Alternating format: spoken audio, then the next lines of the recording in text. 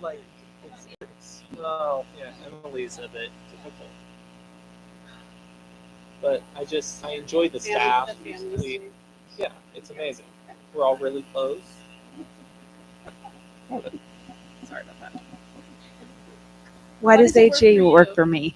Well, that means the same.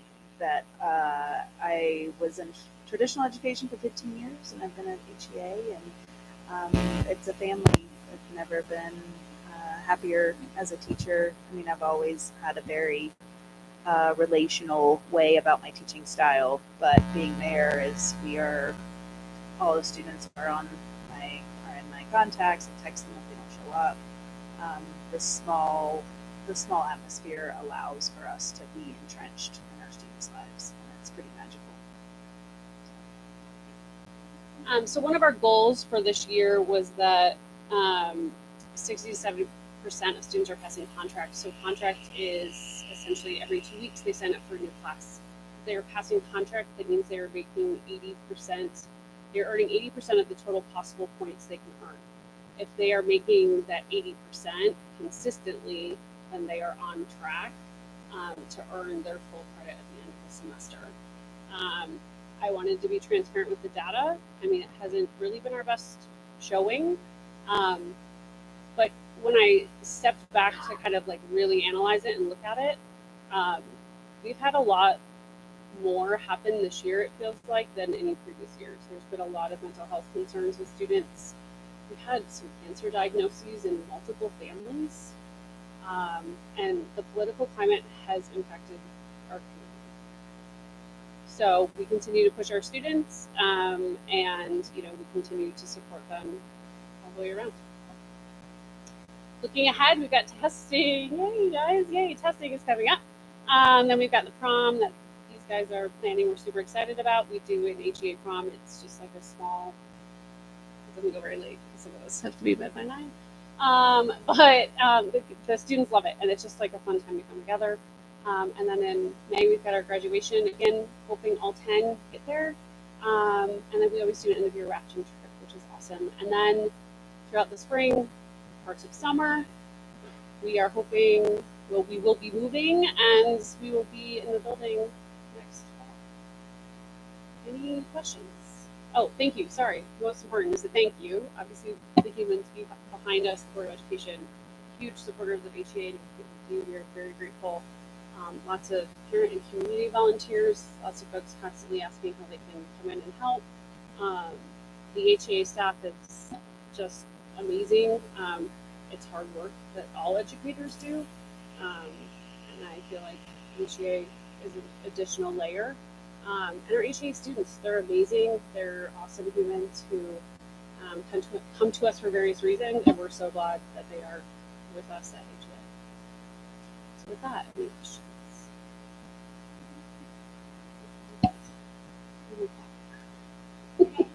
Questions? Yeah, okay. Any questions?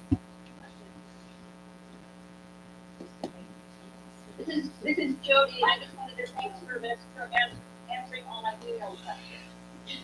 Anytime. I'm so fired up. We love you, Jody. We love you.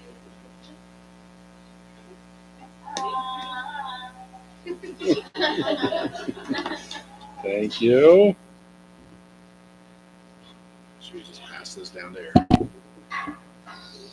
What can we do our building leadership team next? Sure. Aaron, we're skipping you for a minute, and we're going to jump into building leadership teams. There's a presentation in here. That's the perspective one? Nope. That's David? Is there a presentation? Right now, I had a chance. The building leadership team from Salida High School invited me in to talk to them, and they were like, hey, can we share some things with the board? And so, chance for them to share with the board.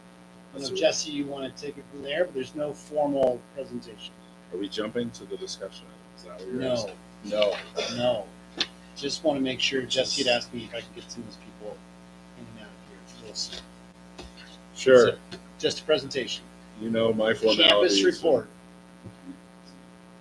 So at the high school, I think like other schools, we have a building leadership team that meets on a monthly basis, and basically the leadership team is about building leadership capacity within the building, and talking about how we improve instruction, how we improve the culture, and it's a liaison position that these teachers have between the rest of the staff and high school administration.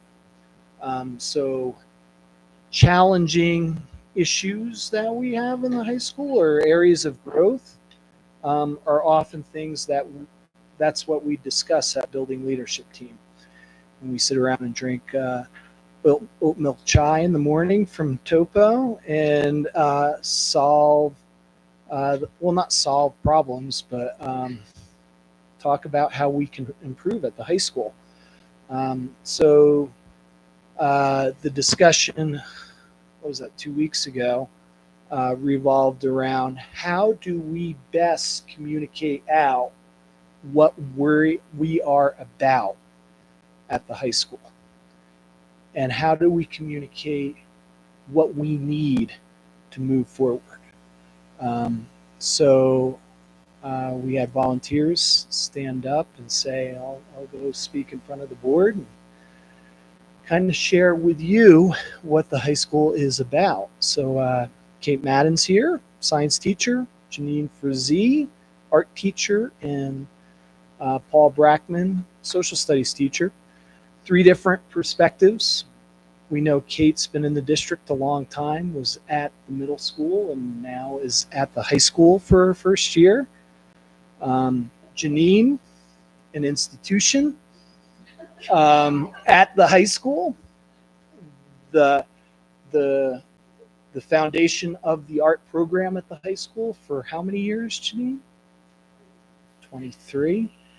And then there's Dr. Brackman, who has a lot of teaching experience and has been a building principal, but is brand new, well, not brand new at this point, 3 years new at Salida High School. So 3 different perspectives kind of to give you about what is happening. Who wants to go first? There you go. Dr. Brackman. Thank you, Jesse. So yeah, this is not quite 3 years, 2.5 years that I've been in the district now. And I just kind of want to share with you guys what I've seen, because it's kind of exciting to be part of the team at the high school and what we're doing here right now. I spent, before I came to Salida, I spent 15 years international, and I wasn't sure, and a decade before that in public schools in the States, I wasn't 100% sure that when I came back to town that I was going to work in the public school again. In fact, I took a job at the prison for a couple years and thoroughly enjoyed it, doing GED teaching. But I started attending board meetings here and watching and seeing what was going on and listening to you guys talk about your district. And there's a lot of really good things going on in this district. The HEA program that we just saw is huge. Crest is giant.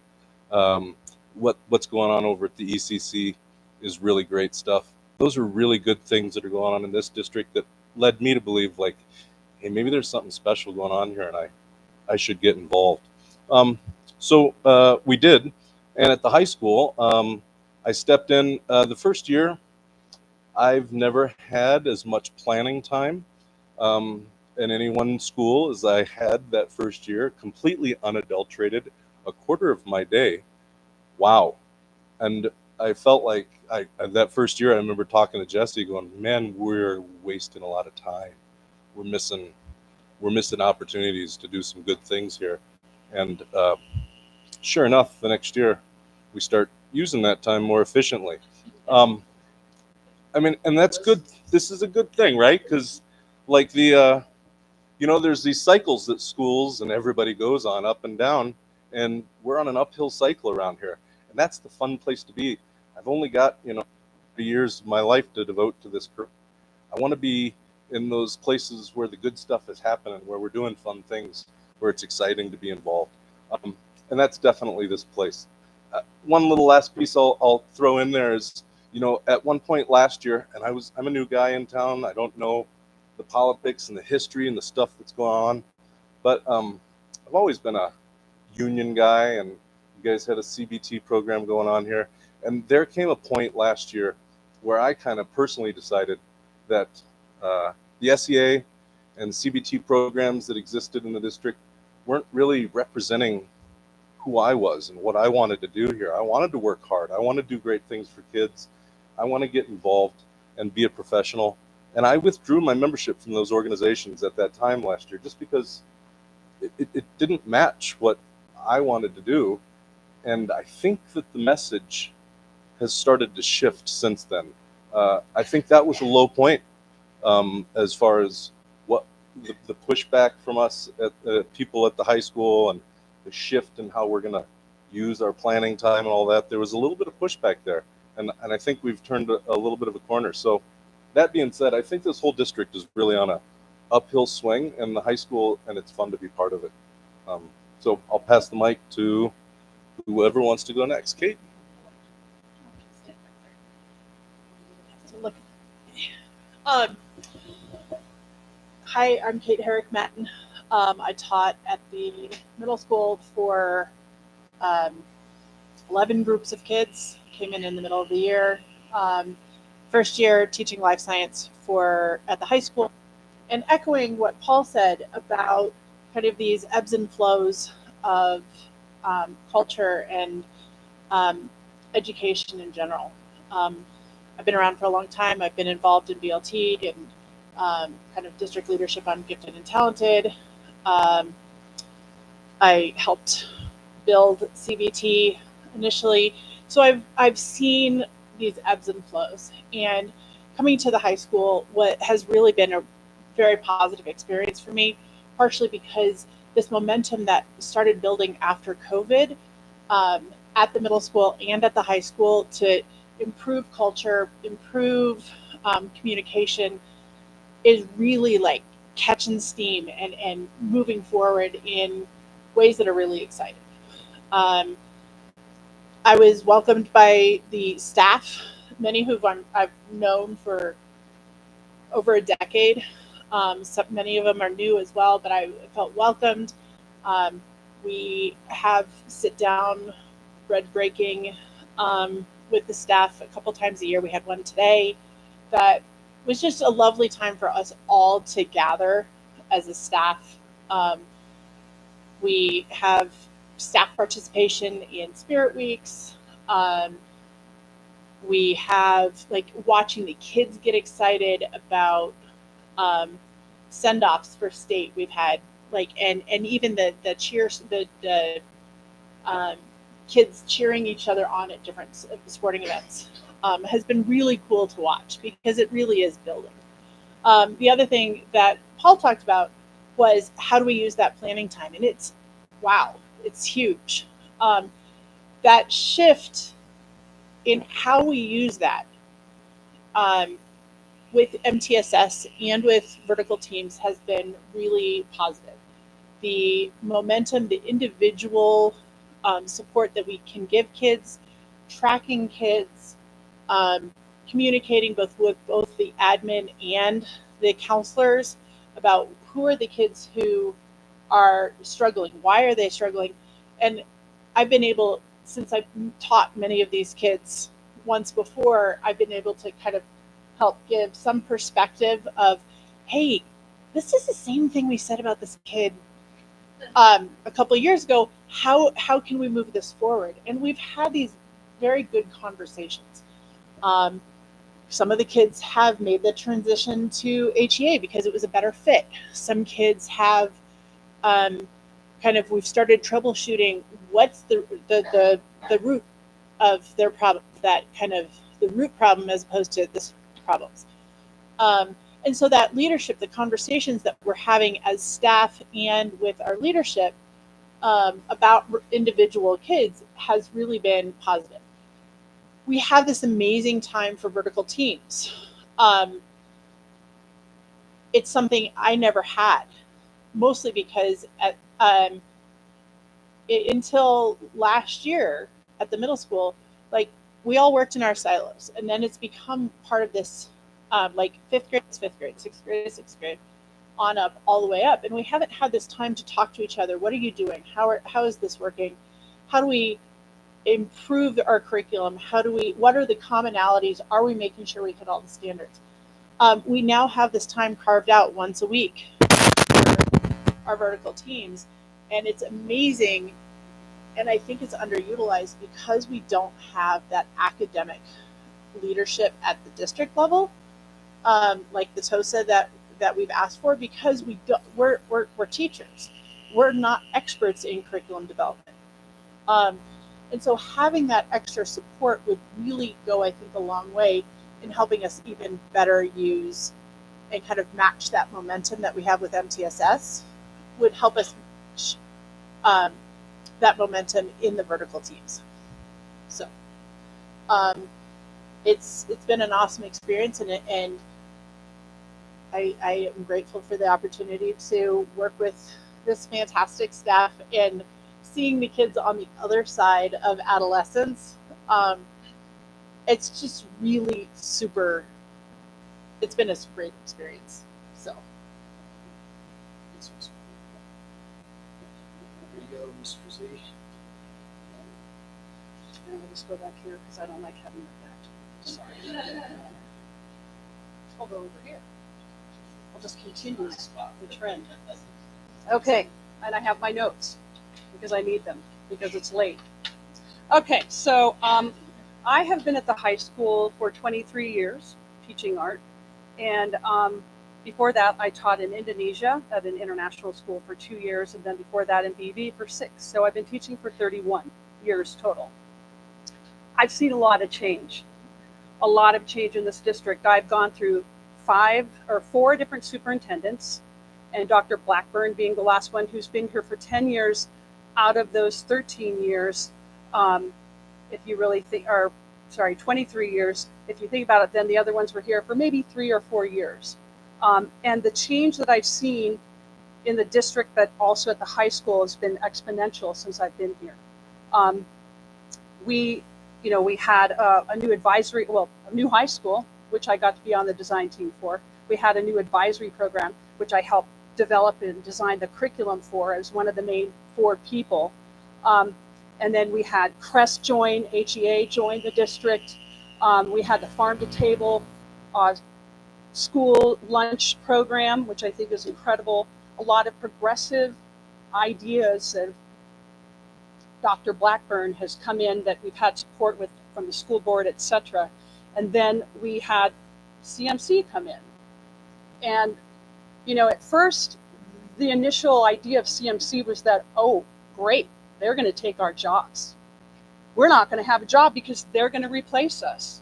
And we weren't sure what was going on at the time that it was, being talked about. And little by little, as we learned that no, they're not. What they did is they created this entire opportunity, not only for students, but for teachers. And the teachers have worked really, really hard. We have had the opportunity to get master's degrees if we don't have them, the opportunity to get credentialed if we don't have the credentials, right? If we don't have, like me, I don't have the time to get a master's degree. I'm almost done with my career. And so CMC worked with me. But we also have internships for kids. We have the Ascent program. Next year, we're going to have the Career Development Incentive Program, the CDIP certifications. That is all huge at the high school. These students have so many opportunities. And ultimately, the reason that they do is because of our principal and now our new assistant principal, by the way. Congratulations. Yes. And the teachers who have worked extremely hard to do that. You have teachers who are working full-time and doing a master's at the exact same time. That's a huge undertaking, huge. And they also have families, right? So there has been some incredible progressive movement in the district, but really also mostly at the high school. And we have taken it and we have run with it. We have embraced it and we have made it happen. And we're seeing it right now. And we're seeing it happen with kids who can take almost 2 years worth of college credits and enter college as a junior, right? How expensive is college? Extremely. It's exorbitant, right? So we are really taking care of kids in the right way and offering them a ton of opportunities. And with that being said, I have always felt very supported by this district, by my admin, by the school board, by my superintendent, with anything I've ever asked for. That means my programming, that means professional development, that means me deciding, oh, when I first started thinking about retirement, I was like, oh, 5 years out. In my mind, this was me. Coasting on out. Yeah, I'm going to start saying no to this. I'm going to start saying no to that. And I'm just going to coast out, coming out of it the way I came into it, strictly for my students and just art, right? And then CMC said, hey, we'd like to expand the arts and humanities program. Would you like to go ahead and teach art appreciation and get credentialed? And I said, well, let's talk about that. And so I ended up doing it. And instead of doing this, my last bits of years being in my career, I'm doing this, right? And when I really, really think about it, I think about the fact that it's been nothing but positive. Huge undertaking, a lot of work, but nothing but positive. Positive for me and my personal growth, but also positive that I can share that information and that new learning with my students. And now CDIP is coming up, and hey, we'd like to get you certified to be an Adobe Professional Certification Teacher. And so that's the next step. And I think to myself, and then I'm like, that's really cool. Yeah, let's do it. Why not? But with that being said, I want to end with this. I have created curriculum. I know what it takes to do it right. I have worked with teams over the last 31 years in developing my curriculum and thinking about how do we do that? How do we connect what we're doing with the standards? How do we take that and make it into a rubric? What kind of vocabulary and terminology are we teaching our kids that's directly related to our discipline? And all the things that are aligned with true pedagogy of curriculum. I get it, I understand it. And let me be clear, it is a huge undertaking, huge. And when I think about the work that it took for me to do that, it was not during a planning time. That is completely unrealistic. If that's what we're supposed to be doing, we need to have an expert in the field that can come and work with teachers. And when you think about the teachers that are in our building and the overall way that it's gone for the last 5-7 years with the national shortage of teachers, you're getting teachers in these fields that some don't have the background, but they're being hired, right? And you've got from A to Z in a building. And a lot of them don't have a foundational curriculum that if they weren't there for, heaven forbid, 3 months, somebody could just hand off a packet of information and that other person could run with it. To do that takes time, a lot of time.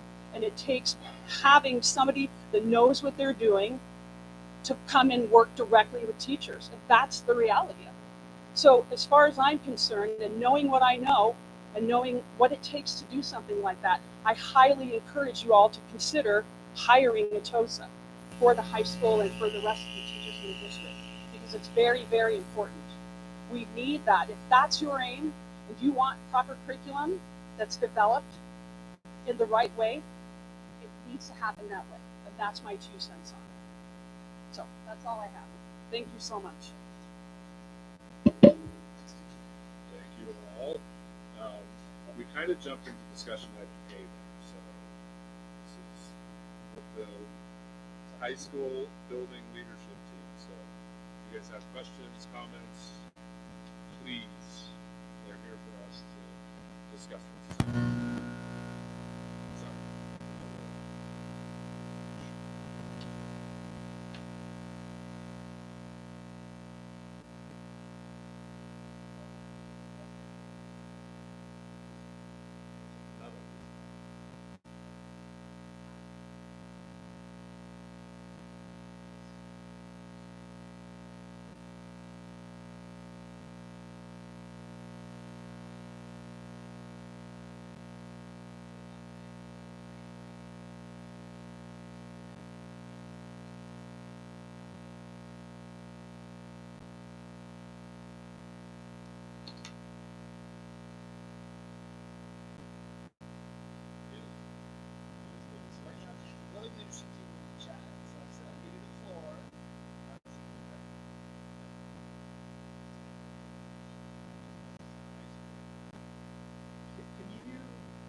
guys help us understand a little better?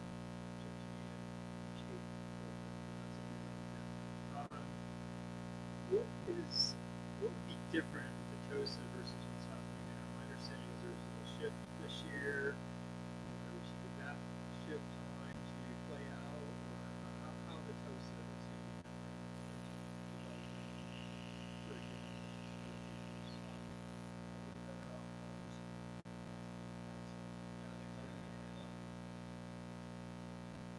Let me do that. There's another recommendation. Oh, superintendent. Right? I'm just trying to use our presentation. Sorry, Eric. Just get to the Aaron's here till the end of the night. Teachers asked them to speak when they get them out.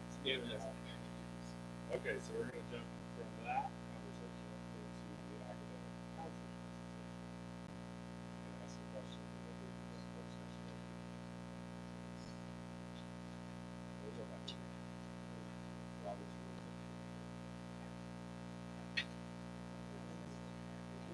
All right. I'll just kind of start, and then Jesse, I think it's your turn. That one of the things I just put a team together 2 years ago of the academic council, trying to make sure we're getting teacher input on the faculty side of life, trying to get their input on how they think is the best thing to focus on, solve that. So it's not a bargaining team thing. We're not looking at pay or anything like that. We're looking at the thing we do, our mission, teaching.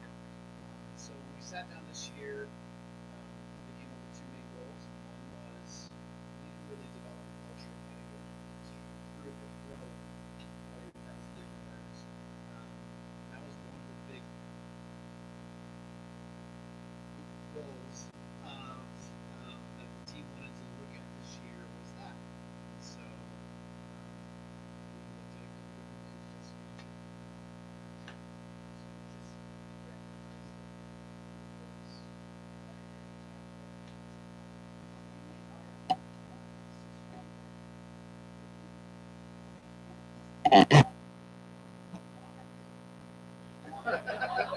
There's your first grade teacher.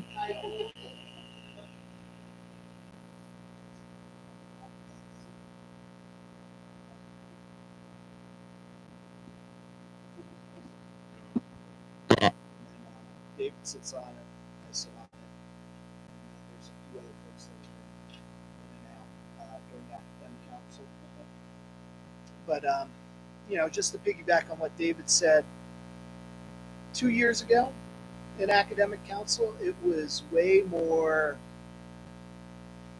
how do we get our ducks in a row and get operations in a row and a foundation for pedagogy. This year has been very refreshing because we are talking about how we are moving curriculum and instruction forward within this district. And I remember the first meeting, David had some ideas about how we do it, where we have some veteran teachers and some really smart folks on this staff that kind of said, no, I don't think that's the direction we should go. And this is what we need, right? And it became very obvious throughout the conversations throughout the year that teachers are yearning for support in having a guaranteed and viable curriculum. And in education, we throw that term around a lot. And I've tried to think about how I explain it tonight, what a guaranteed and viable curriculum is. I think Janine hit on it a little bit. I think Dr. Brackman hit on it a little bit. Maybe if you go to the one more slide. Resources, state standards, curriculum, and lesson plans.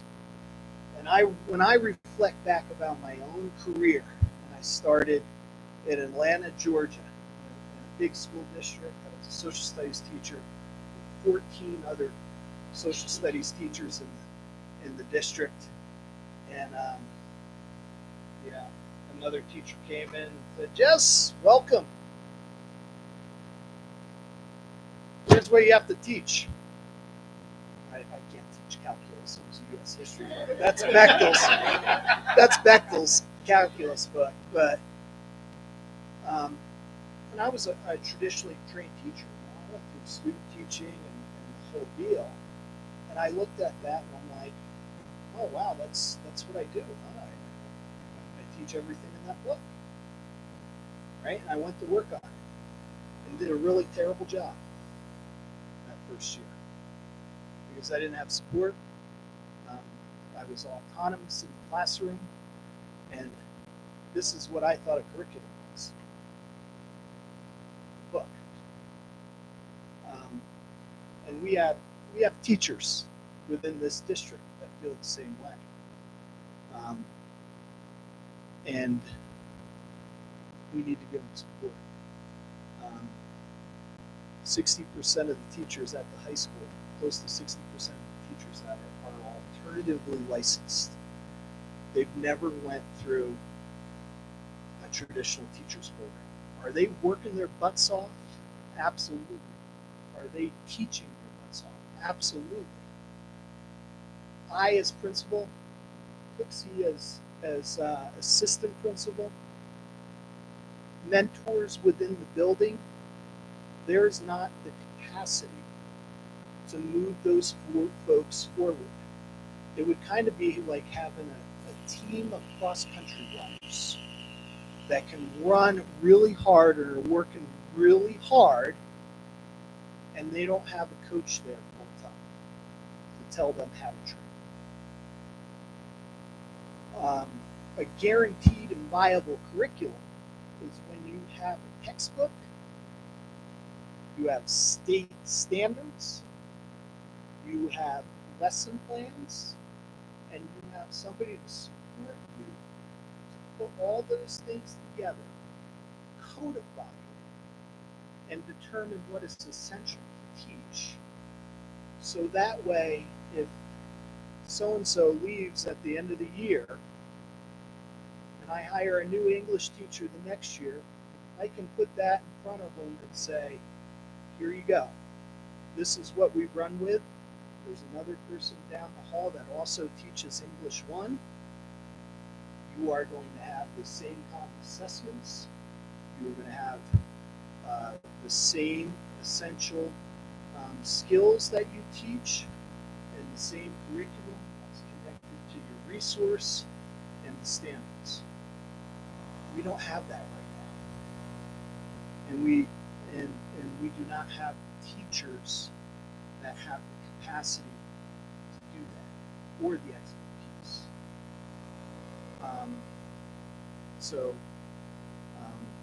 That's, maybe I got ahead of you guys, but feel pretty passionate about it, and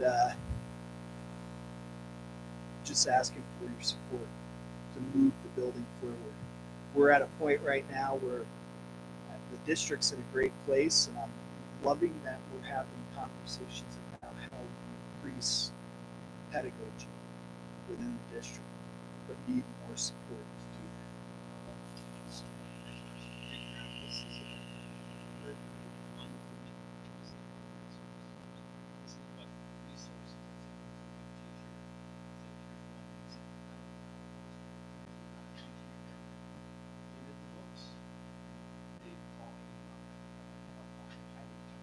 Yes, so I believe that that's the new curriculum, correct? That's the brand new. Yes, And so pretty much I'm going to talk a little bit about the curriculum that I've worked with before. So, first of all, Heidi Linhart, I'm 6th grade math.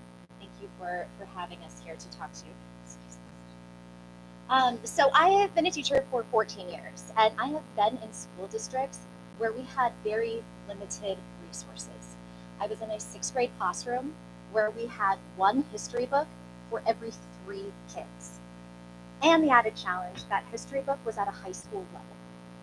So in coming to Salida and having just the abundance of resources that we have available to us and the money that we have put into those resources, I can just say how grateful I am to be in a district that really helps teachers get off to the right start. And I think that that's something that is a show of gratitude from teachers, is just how much we appreciate that. So I think it's important to talk a little bit about how teachers go through the process of analyzing their curriculum. So anytime we have a new curriculum, whether it's newly adopted or we're moving into a new role, there is a process that teachers need to go through in order to be effective in their lessons. And so it's important that we go through that. When I first came to Salida as a third grade teacher, it was also the first year of adopting ReadyGen, which is the grade 3 through 5 literacy curriculum. And the first year of adoption is always really tricky. And here's why. Resources arrive as a one-size-fits-all. It is publishers assume a certain number of school days. They assume a certain number of hours within the day for us to teach the lessons. They typically assume a certain need for students. And then also just that the same standards are applied for every single state. In addition, all publishers will claim that their curriculum aligns with state standards. They have to.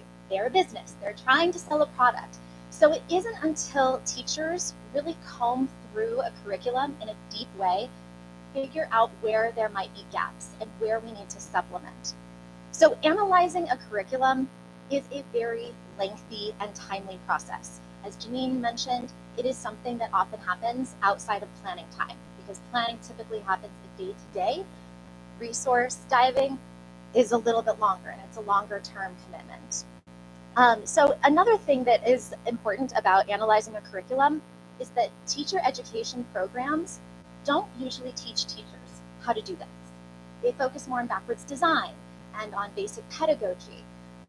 It's usually up to the districts to facilitate what it looks like to really go through a curriculum. I learned, even in my 9th year of teaching, before I started ReadyJet, I was taught by an individual in my district who had a very similar role to the TOSA position that we've been referring to.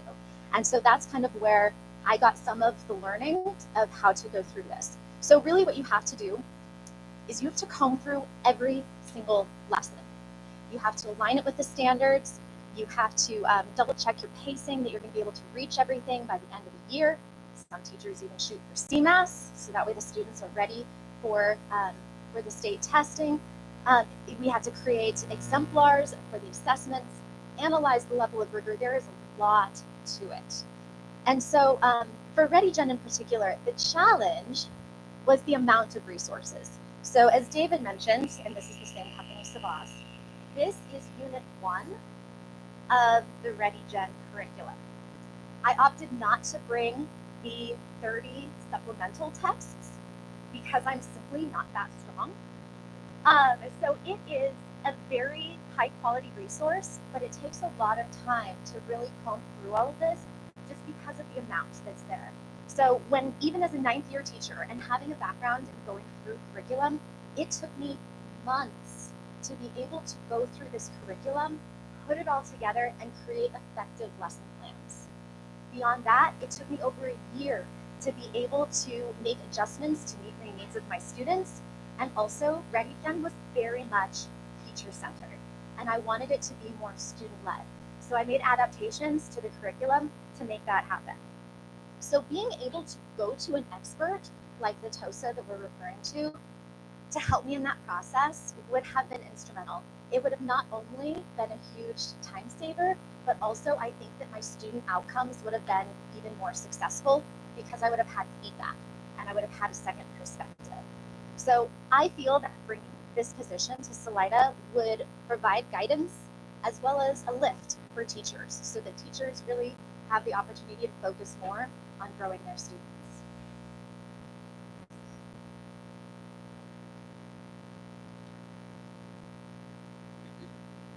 So I'm Kaya Holden, I teach kindergarten, and I was just going to share on the experience me and my kindergarten team had on when introducing the Reveal Math curriculum and how a TOSA would be able to support us and make it run smoother.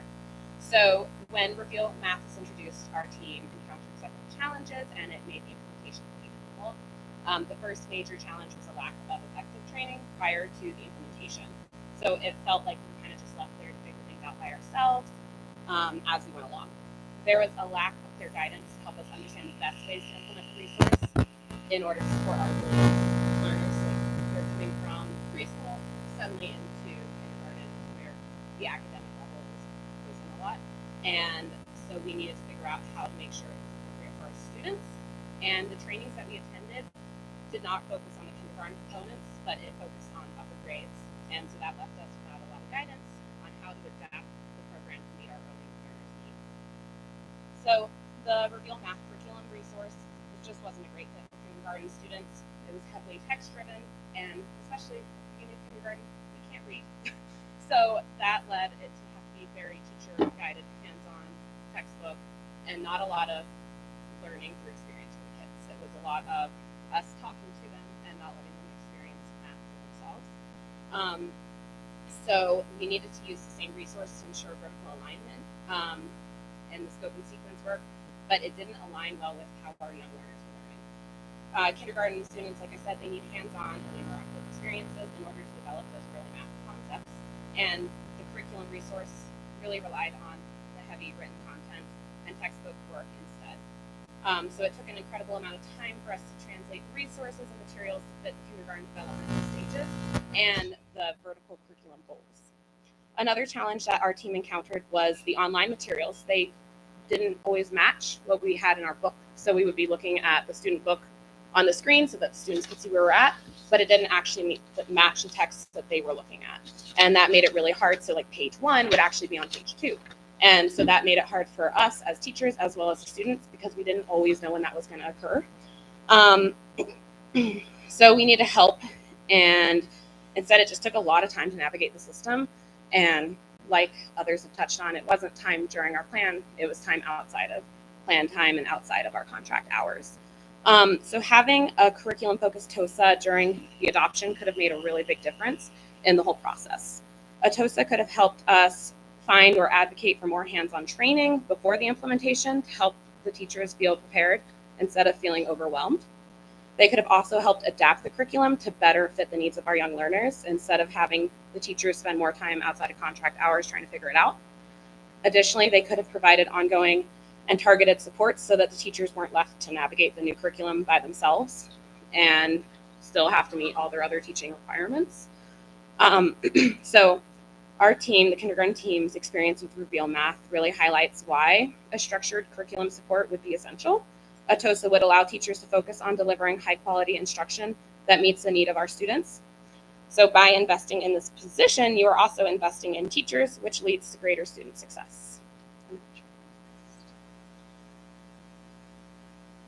One of the questions I know we've heard is how does collaborative time get used? So we just kind of want to go through and talk about how it gets used. So, Lori, would you mind just sharing how collaborative time is used in Longfellow? Did I lose Michelle? Yeah.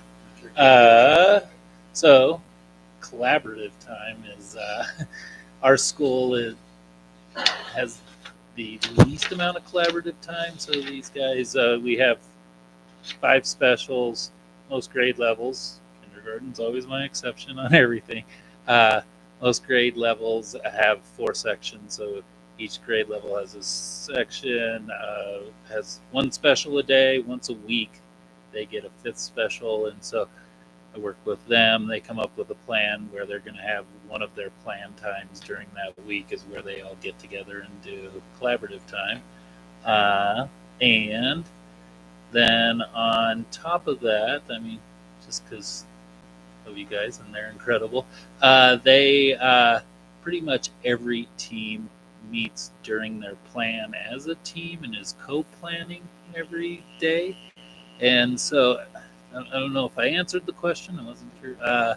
But so they're getting together, I don't know, on average 50 minutes a week as a team, and the rest of theirs is their plan time, but they're carving out those hours, those times. I'll share about Michelle and then we get to your kid. So at your middle school, what you have is then 4 days a week, 4 periods, so 50 minutes times 4 at the middle school, so very different than the elementary school. They get a chance, one of those periods they use for ETSS, we're just talking about specific students. We're not talking about the curriculum, we're talking about the people. who's stuck, what ideas we have for people on stuck. It might be on the behavior side, right? Or it might be on the academic side. It's always important to remember academics, you can normally fix in a session or two, theoretically. Behaviors are like 6, 9, 2 years, 9 months. You can't, behaviors take large amounts of time to be working with those things. So that's what we do. And then another one of the periods that they're working on is they have vertical teams. So they break out of, it's not just sixth grade science teacher, means a 7th grade science teacher, 8th grade science teacher, with a SPED team. That allows them to look at some of these topics I'm talking about. And the other 2 periods allow them to plan in their own team. So the 6th grade team is going to meet and talk about how they're working together. If I do a pretty good job. So pitch it. High school. How is it used? I think Paul's on now. I got a handout. Can't just there will be no test. Now this is just a sample of what we've been working on. In our department. We just started this actually. Oh, thank you. We just started this last week. And so what I did is I created a little spreadsheet here with the standards on the left-hand side. And then the next column there is outcomes, grade level outcomes, and then grade level expectations in the middle. So we're going through and reading through each grade level expectation and identifying, you see the classes listed on the top in the right-hand corner there. They're everything from modern world history, which is our 9th grade class, up to senior seminar, which is our future 12th grade class. So what we're doing is identifying all the grade level expectation, making sure that they are, where are we introducing those ideas, which of those classes are we introducing in, where do we explicitly teach and assess it, and then where do we review it. So that work right there, just those couple little pieces of data up in the upper right-hand corner of that handout, that was the first half hour of our meeting. Our goal as a department is to finish this by December of this calendar year. So about a year from now, we hope to have gone through this whole thing as well as a gap analysis. So then we'll go back through and figure out, what are we doing too much? What are we doing not enough? How do we move things around and make sure that we're hitting all the pieces? And once we're all done with that, then that just aligns us horizontally. We haven't even had conversations with other classes, like think interdisciplinary connections that are all over the place in the curriculum. And then once we also clearly know what we're teaching and assessing, that's when we start to bring in our assessments and share them with each other about in our instructional practices. Here's how I'm teaching this. Here's my assessment tool. Question the assessment tool's reliability and validity. Rethink how we're teaching things, get ideas from our colleagues about how we're teaching things. So we're a long way off from having those real in-depth conversations that we're looking forward to having. And part of the problem is where do you house all this information once people sit around and do all this work? Where do we put it all so that it's there for future groups of people and that kind of stuff too. So anyway, that's kind of how we're doing what we're doing in just the social studies department. I know other departments are doing the same thing in the high school, and we could all use a little bit of help from an expert. Our next expert is like our next sign here is like generalist versus specialist. You know, I'll be the first to admit I have a undergrad in education, a doctorate in education, 3 graduate degrees in education, and I'm not the guy to be a curriculum specialist. There are people out there that this is their shtick, this is their thing, this is what they do, this is how they think, and we need those people in here to help us and support us, because the hour that we have each week is going to take a long time to get us to where we want to have collaborative discussions about instruction and assessment, because that's where the real rubber hits the road with our students. The generalist and specialist, you know, what that person can do is be a third point of contact between the curriculum that we have developed, the community of teachers that we have teaching it, and then this other third person to kind of tell you sometimes the things that you don't want to hear. I like to call them the lemon unit. You know the lemon unit?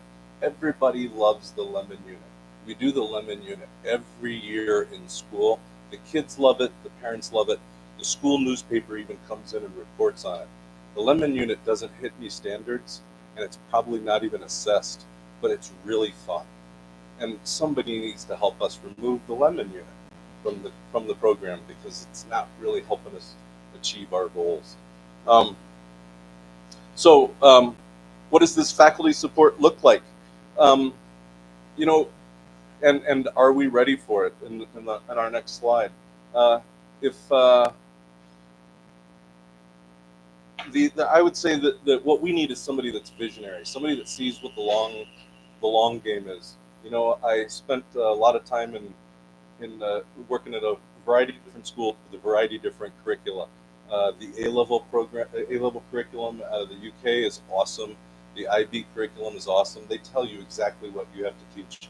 We're the only country in the world where we don't do it like that. We give these very vague standards, and then states have to figure it out. I don't think we're ever going to go that way either, because the future for the Department of Ed does not look solid. We're probably never going to have a nationalized curriculum. That puts all that work on sorting that stuff out all the way down at the classroom level and the school level, right? So we've got to figure these things out. The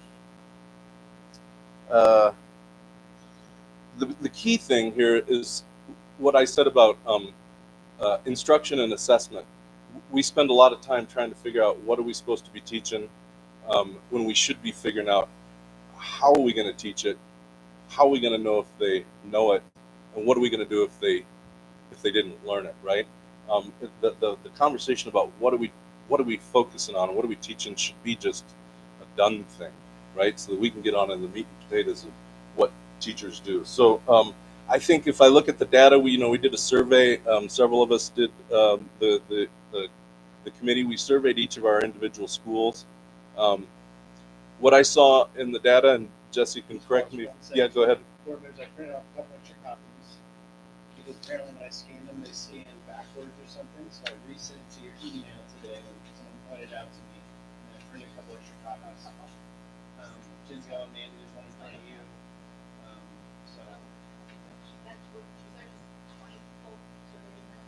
No. At the high school, we have 30 staff members, and 20 of them responded. Yep. So that's 2/3 of our staff.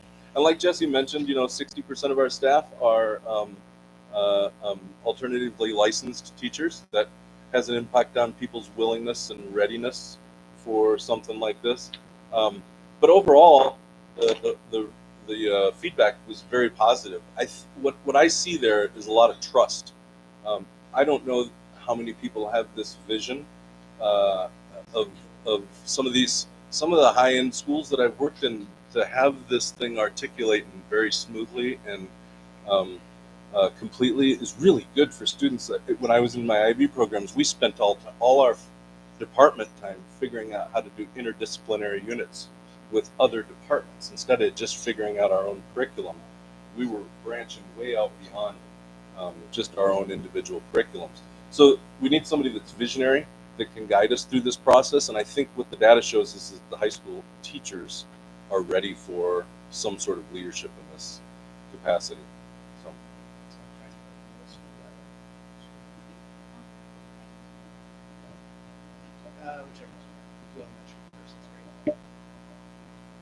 So board members, if you flip through it, I tried to write on top because there wasn't a way to publish the Google survey, so I printed it off, scanned it, and I wrote on top where it says SHS, SMS, right in the header, circle, how many people took it, right? And you can see all the comments too attached to that site.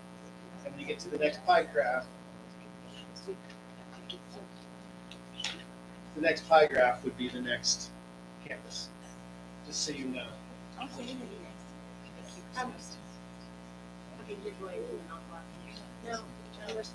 Sorry. It's okay. I mean, I don't have to talk, You should talk. but I do have. But You have notes and crap. I'm gonna. Share what you want. Oh, Do we want to go back to slide 2? I don't think it really Right matters. there. Right there. Yeah. Okay. Libby, All right.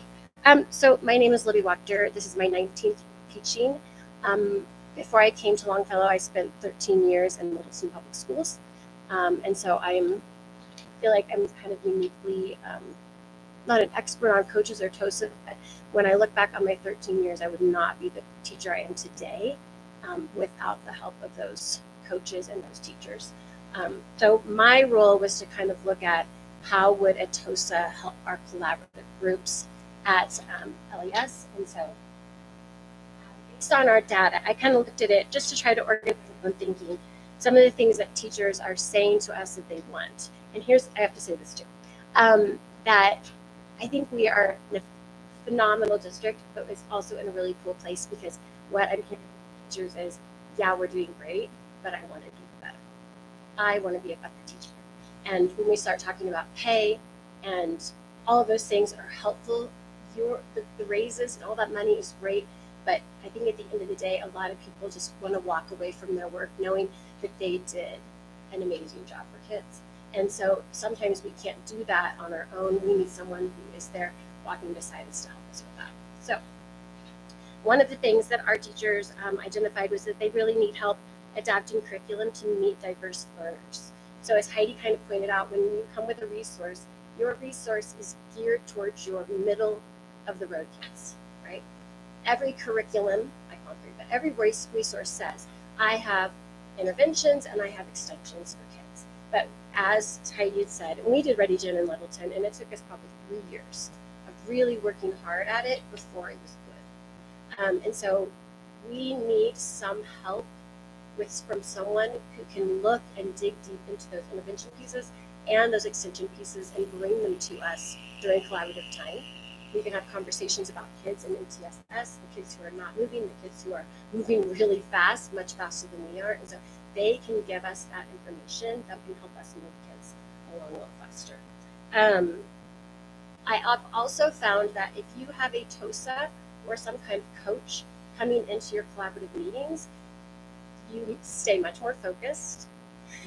You're on the data. It ups the level of professionalism in your collaborative groups. Generates outside the box thinking. Also, it's great to have them help you like collaborate with your teachers and creating flexible groupings for kids. And also giving your ideas about how we can utilize all the talents and strengths on our team to get better. Another thing they talked about was they really, really want aligning instruction across grade levels. So yes, most resources are made to build on each other, but when you have personalities and people and individuals teaching these things, that's great, we want that, but a lot of times things get lost. You might have a teacher who's like, I love the lemon unit, so I'm going to do the lemon unit. And that doesn't really move their kids forward, and if somebody else isn't doing the lemon, or if somebody's really going with rigor, there's just a lot of equity issues around that. So having a TOSA come in who's familiar with what's happening grade level below, grade level above, we can create common language around things so that kids, all that knowledge is building for them, right? If they learned about this in kindergarten, then I know that I'm going to do this in first grade to build off of that, and then second grade's going to build off of that. Right now, vertical planning looks like me running down the hall to Kaya and saying, Kaya, tell me about place value. What are you using right now? And this is usually during my plan time or her lunch time. Running to Beth Smith in second grade. Look, this is writing I'm asking them about. What would you suggest? What do I need to change? So having someone come in and help us do that in a collaborative group who knows that, super powerful. The last thing they talked about, using resources and curriculum to create engaging lessons and finding high quality instructional resources. So again, curriculum comes to you or your things, and they're not always that fun. You know, like you said, it's like the teacher doing all the work, right? So it's changing those lessons so they're more kid-centered. Having a TOSA who's very knowledgeable about teaching and pedagogy and all those things, having them in the room with you would be extremely helpful. And then another thing, I know that down the line we've talked about the first year codifying, using them to kind of organize and manage and see what we have.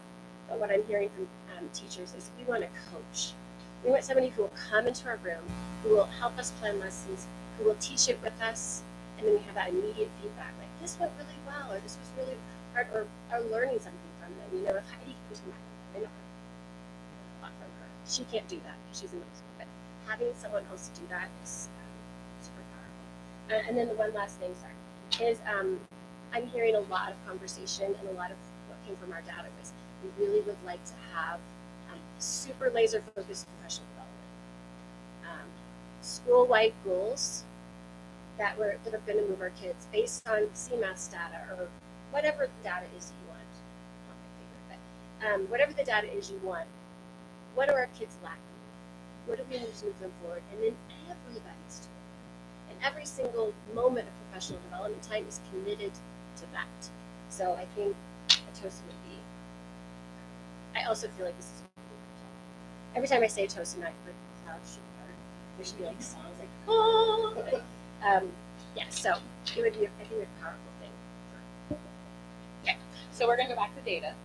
And I'm just going to kind of reiterate what she said, but with the numbers, because I'm a numbers person. So ultimately, we did these surveys across the 3 schools, so LES, SMS, and SCHS, just so that we could accurately represent what our teachers need. So we asked teachers what their greatest struggles were. And 81% of those teachers, we had 18, I believe, fill out our survey, somewhere around that. 81% of those teachers said that adapting curriculum to meet their students' needs was a major challenge. 62.5% said that they struggle with aligning instruction across the grade levels. And 50% said that using curriculum resources effectively was a challenge. So this demonstrates that despite the incredible amount of work that our teachers do every single day, they just do not always have the access to the resources or supports that they need to fully align curriculum and instruction. So a TOSA would provide guidance, resource alignment, and instruction support to help address these gaps. So we also asked teachers how much time they spent outside of their contracted planning time. So this would be planning, organizing curriculum and resources, or looking for supplemental resources to bring in. 68.8% of those respondents reported that they spent an extra 2 to 3 hours per week outside of contract hours. 18.8% reported spending 6+ hours a week outside of contract time.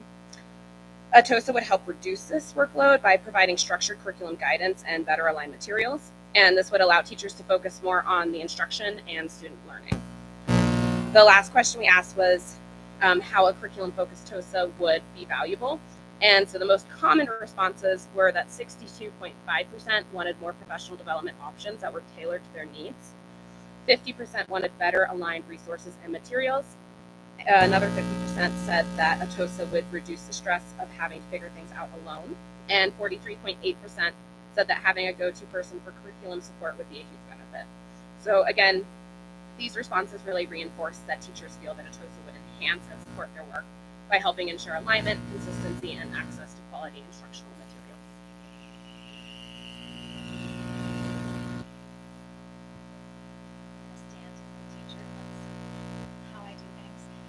So with the middle school, I'm not going to go into a ton of depth. You've got the data in front of you. But some of the things that we noted was that half of the teachers who responded demonstrated or responded that they had at least 2 or more components of curriculum work that they have trouble with. 15 out of 16 responded that they had at least one way that they felt that the TOSA could support them. The one person who wasn't quite sure is in a really unique role. And so they weren't sure exactly what that would look like in how the TOSA would be supporting them. So my takeaway, if you look at the data, if you look at the responses, is that teachers want this lift and they want to feel as though, or they feel as though it would benefit their instruction. And when we have better instruction, we have better student outcomes. So my next kind of piece of information is to talk a little bit about what the TOSA role would specifically be doing. And so this is something that we have talked about as a group in terms of what would be helpful, talk to staff in our own buildings to determine exactly what would be supportive and what that would look like.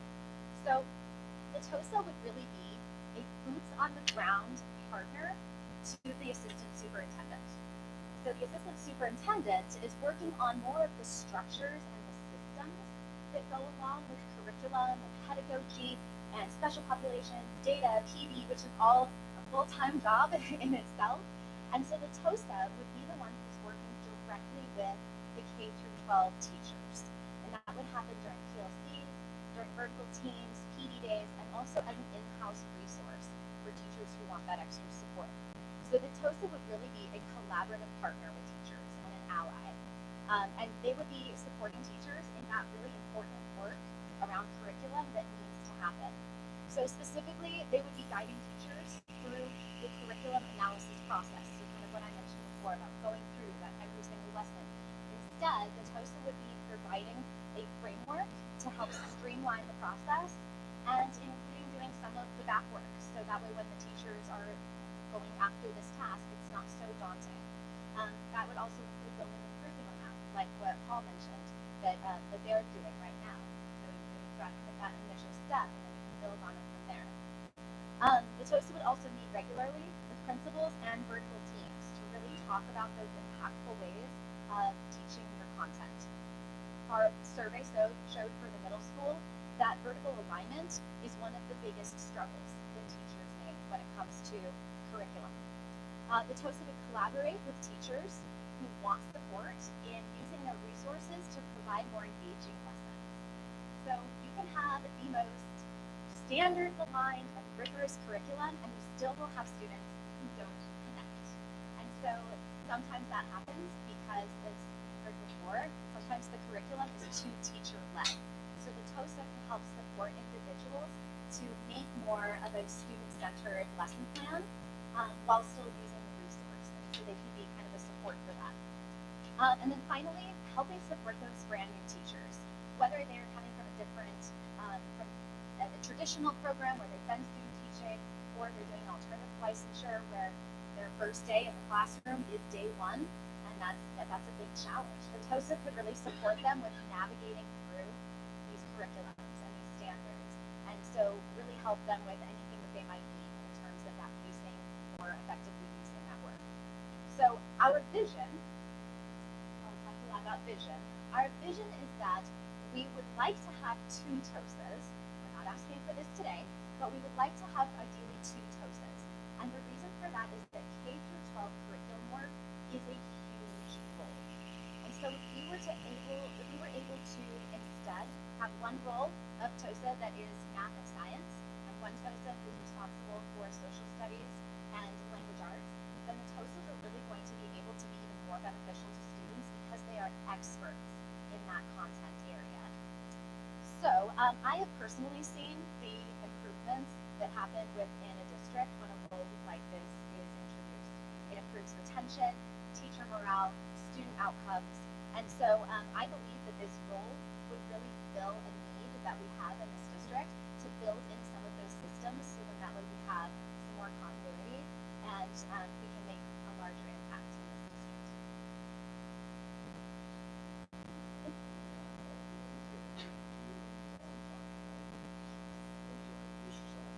Will do. Hi, I'm Lizzie Dennison. I'm a toddler teacher at the ECC. I want to make a quick note and thank you. I have worked in 5 different states as a certified teacher. This is the only district that has a certified early childhood position. So thank you for that. I'm really appreciative, and I love that y'all support early childhood. Thank you so much. Okay, so Dawn is our instructional coach. We're so thankful for her. She's tremendously helped us, specifically with 3 things that I want to touch on. Our PLCs with Dawn present, so she meets with us as lead teachers, the assistant teachers, as well as our paraprofessionals. And it's really helped us because in those meetings, like what you were saying, with Dawn present, it's a lot more professional, and we do more team planning. So we collaborate more on how to problem solve challenging situations. We can discuss how to implement our curriculum. We also can discuss how different parts of the curriculum actually are going in our classrooms. It also helps if we're all together to kind of know and understand the expectations as a whole group. Having that aligned curriculum has been helpful because for us at the ECC, it kind of ensures that every child's developmental milestone is going to get met. It also helps to provide a framework that fosters their social, emotional, cognitive, and physical growth. It has really helped us with our professional development. I feel like it's been really helpful, impactful. It doesn't feel like time filler or just something that we have to do. It feels like, okay, they let us know what the curriculum is. This is how we can enhance that. So that's been really helpful. Having Dawn on site is super fantastic because what one teacher said when I asked, it was super great. She said that Dawn can kind of go and work behind the scenes because we don't have time to do beyond what we're doing inside the classroom. So Dawn can give us fresh ideas and help us out outside of what we're actually doing in the classroom. Dawn is able to give us instant feedback. She can come in, observe, and then give us some coaching strategies to help put that curriculum into practice. And the last thing I want to say is I think having Dawn and just her support makes us as teachers feel like we don't have to take it all on ourselves. Obviously, Teresa and the admin team is super helpful with that too. But if there's a problem, I know that I can go to other people to get a solution. And having that coach there has been great. I feel super supportive, and I think that that really leads to staff retention and having people that you feel supported.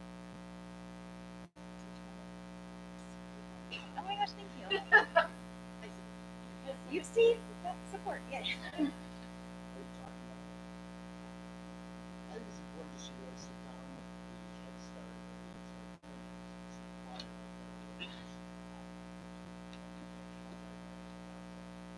that regulation for the reason that that's research has in practice. And so you know, having this person and sure not that person, but you've seen it in different ways, you've seen different leadership person from the role, and what to hear just your thoughts on how they're running this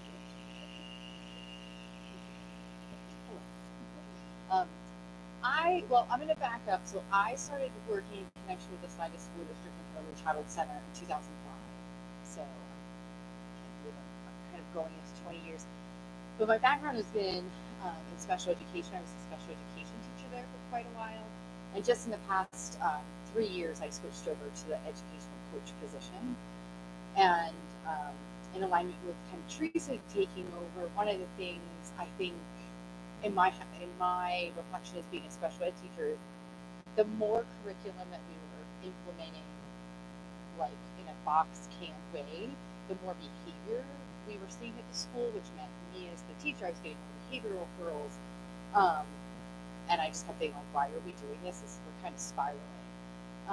And so when I came on as the educational coach, we kind of blew it up. I just didn't think like it wasn't effective. I feel like kids were struggling, they're being left behind, and really the staff was burnt out as well. And so I think it's finally, after 3 years, I feel like finally getting there, but it really took kind of blowing up what we did and looking more from like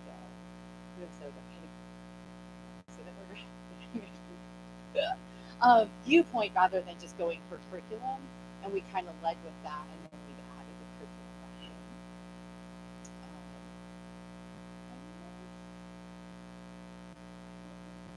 Yeah, I think so.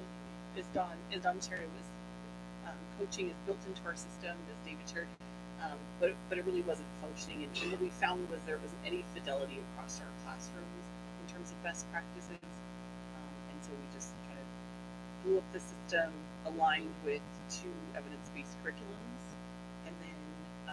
and then said we're going to support teachers to implement this to fidelity, and that of course includes a play-based approach. And just from my leadership perspective, I think Paul, you mentioned vision. It was like, here's the big vision, and having Dawn in this role has been instrumental in turning it into action, right? Like in making meaningful professional development and teacher growth. So we're super excited about how that's going in early childhood, and we've seen impacts immediately, not just with children and increasing positive behavior, reducing negative behavior, but in our staff. We have one superstar veteran teacher who said she was feeling burned out, and this has rejuvenated her. She's got several more years in her, thanks to just sort of this focus on best practices and kind of go deep. We're excited to work with Corey, as I would say we've just really gained some traction over the last 2 years. So that will be our preschool children that are headed to kindergarten next fall. So I'm excited to work with Corey and his team and kind of see tracks and outcomes on more of a longitudinal basis. And again, with having this position, we couldn't have done it.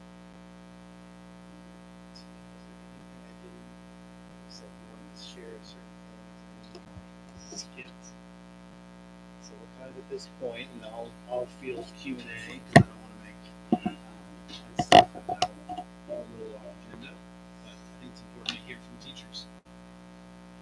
That was a lot, so thank you all for coming in and giving us that. Board, do you guys have questions with staff while they're here? Otherwise, we can direct more questions towards David either now or probably later, because I'm sure we'll think of more things. Wherever Jody is, if she's got thoughts to share now.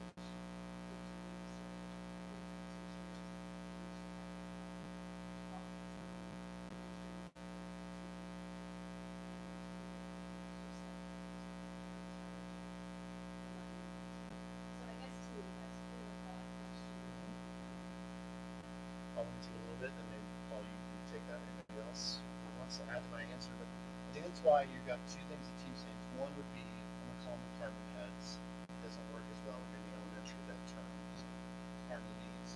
Those people use Paul as an example from social studies, volunteering, spending a little extra time making sure that the input is there, boots on the ground, getting to it. And then Paul needs to go back and teach his class. So then what happens to that conversation?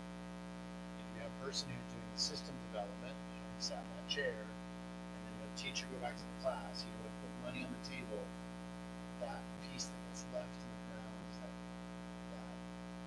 last 10, 15, 20% of that, getting the curriculum in place so that you can turn around and start to support moving forward. That's where we've spun for about 20 years. So I would say we need that system person, that system superintendent. You need the teachers, the mentor teacher, that would be that department head. And then I think you need somebody who's boots on the ground who says, don't worry, I heard everything, I took notes, I will turn those notes into a functional document, get everybody's input, I will manage all that conversation, and I will bring the final product for your team's review. That would be the concept. I don't know if you guys would extend into that. Mandy's got a great question. Why not just have a mentor teacher? Paul, if you can extend into that since you got named.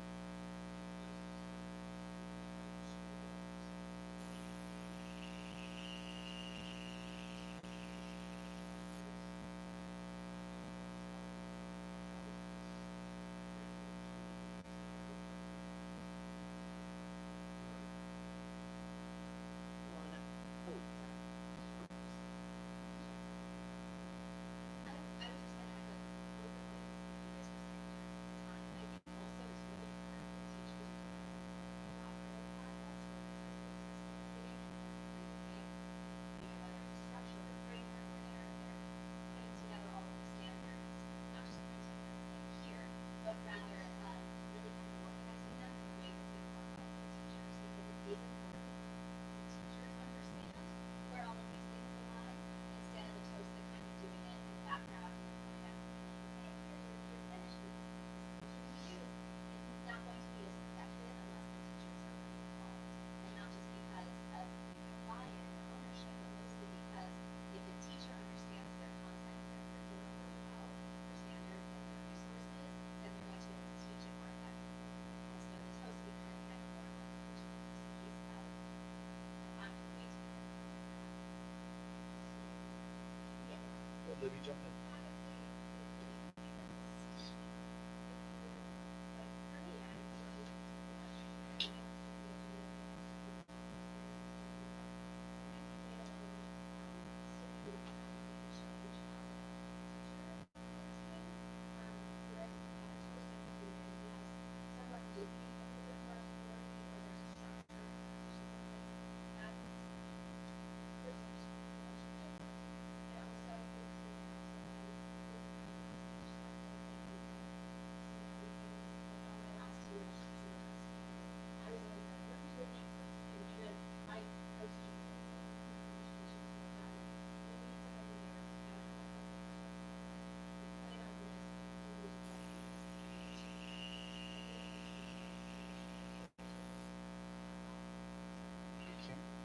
Well, go ahead, Pat.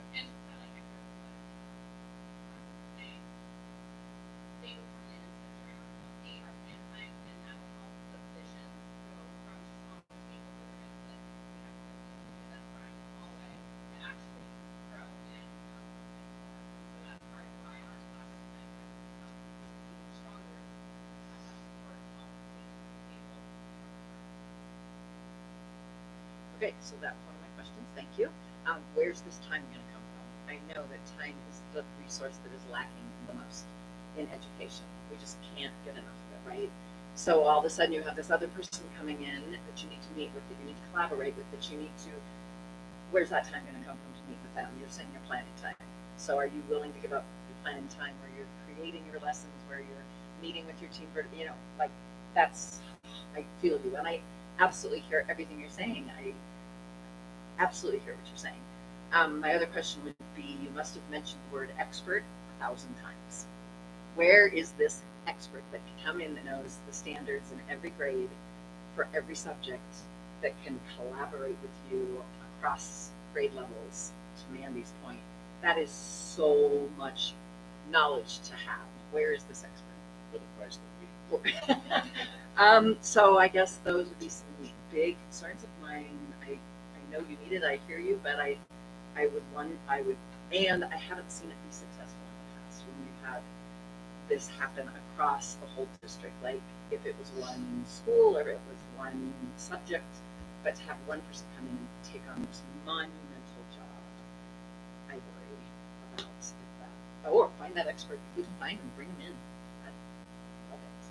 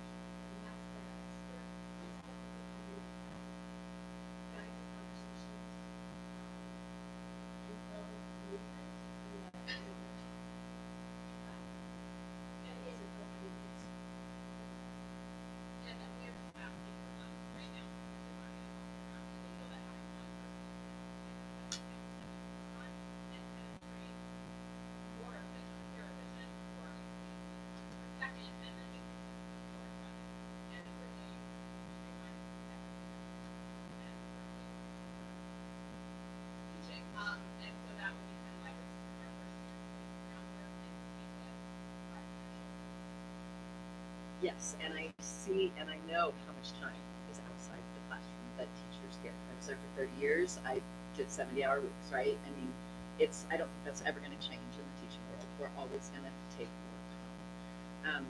My my worry would be that this would create more work, not less. So again, it has to be a strong, I don't know, these are just questions and thoughts going through my mind. Because we do want to support you. And I heard what I heard, which made me feel really good, is that you do have a lot of planning time, especially for high school, right? And that that's valuable, and that we have been giving you raises, and we have been giving you the money piece. Maybe that's not what's important. Maybe you would rather have this toast than some more money. I heard that, what else? Just that you have support from your administrators, from David and us, and that makes me feel good. And we want to continue to support you. Amen. So, I don't know. I have so much going on. I have so many notes, but I'll start with that. Other Jen.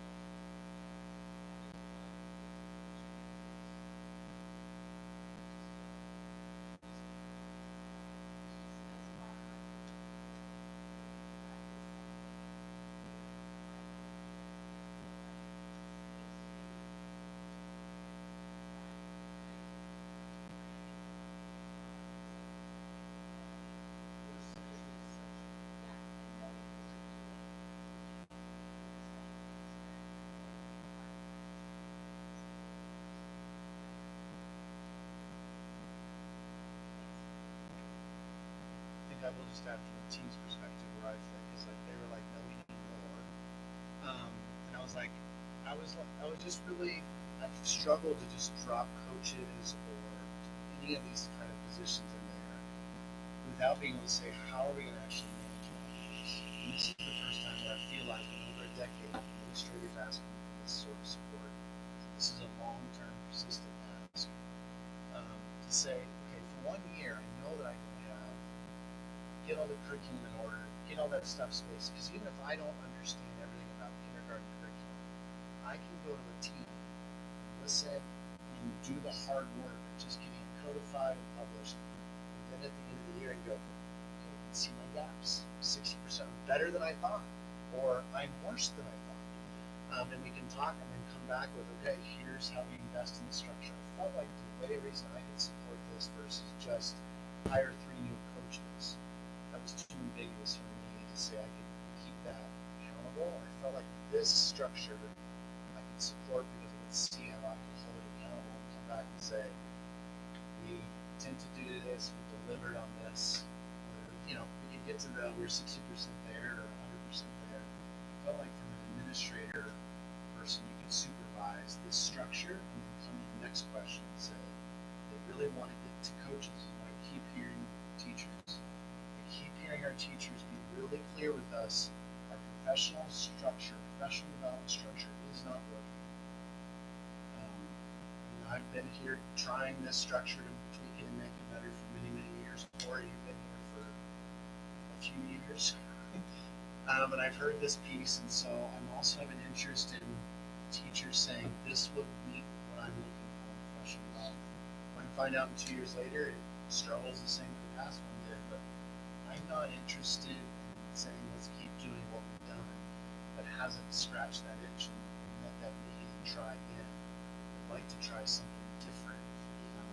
This is where I feel like we have incredible teaching experience. These guys are bringing is very, very vast. It's very broad, years of experience in places. So that really is, and I think Jesse, you said at the beginning, I came in with a plan, shared with you guys in August. He said it's the wrong plan.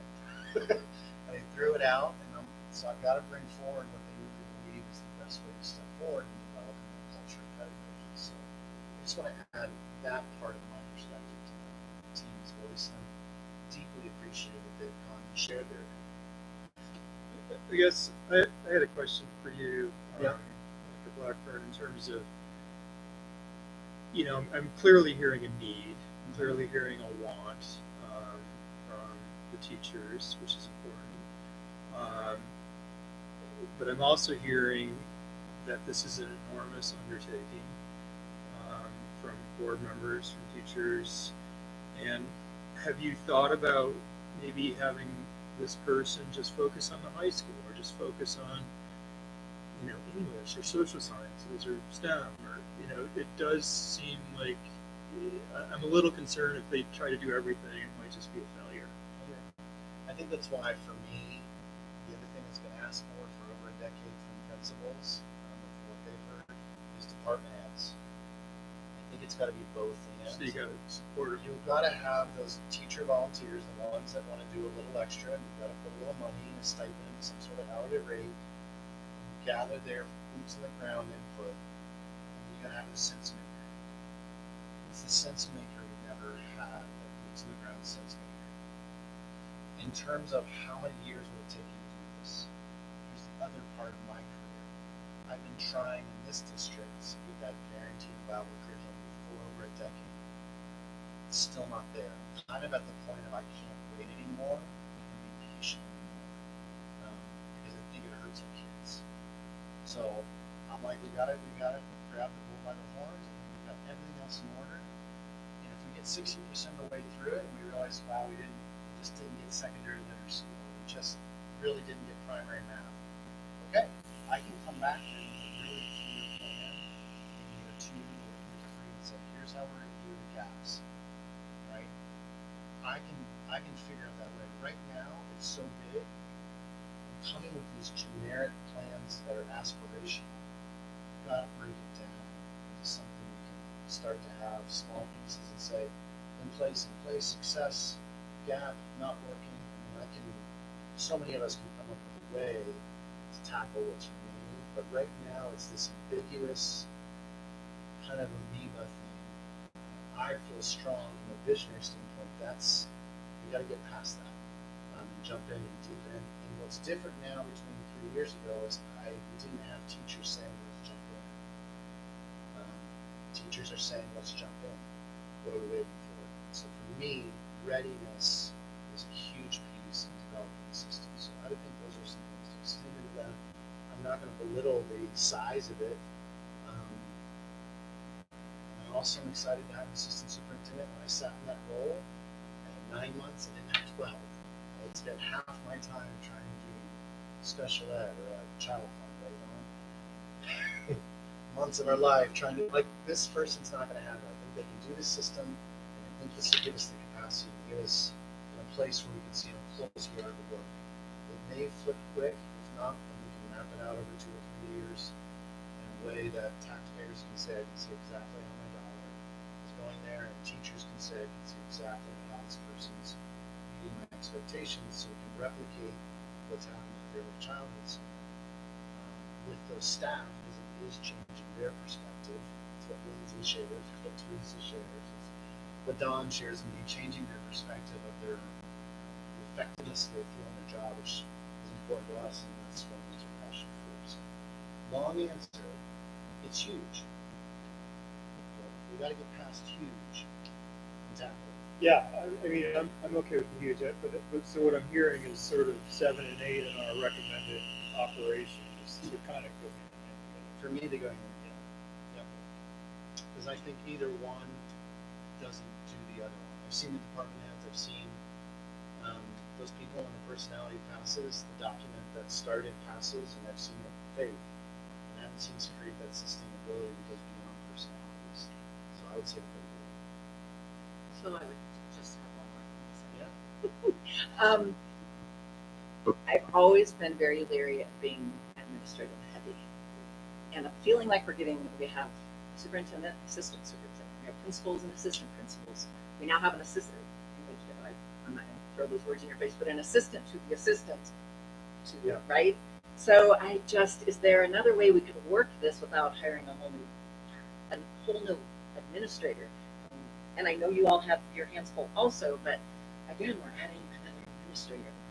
I want it to be, or, well, at this point now. So I just, I need to be convinced. How, or what else this might look like in a different manner. Is this our only option? Is this TOSA, or can we reconfigure some of our administration? Yes.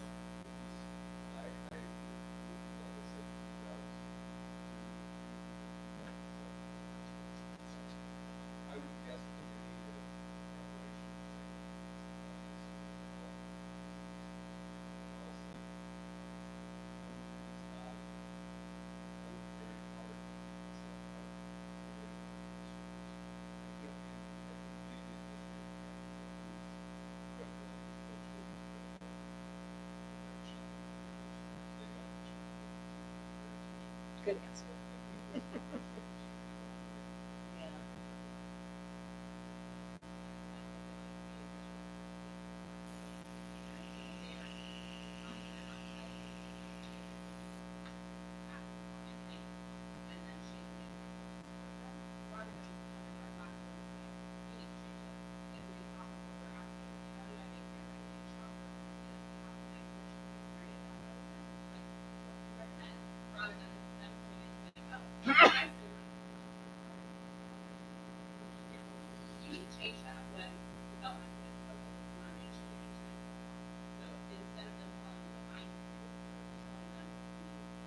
I love that. That's awesome.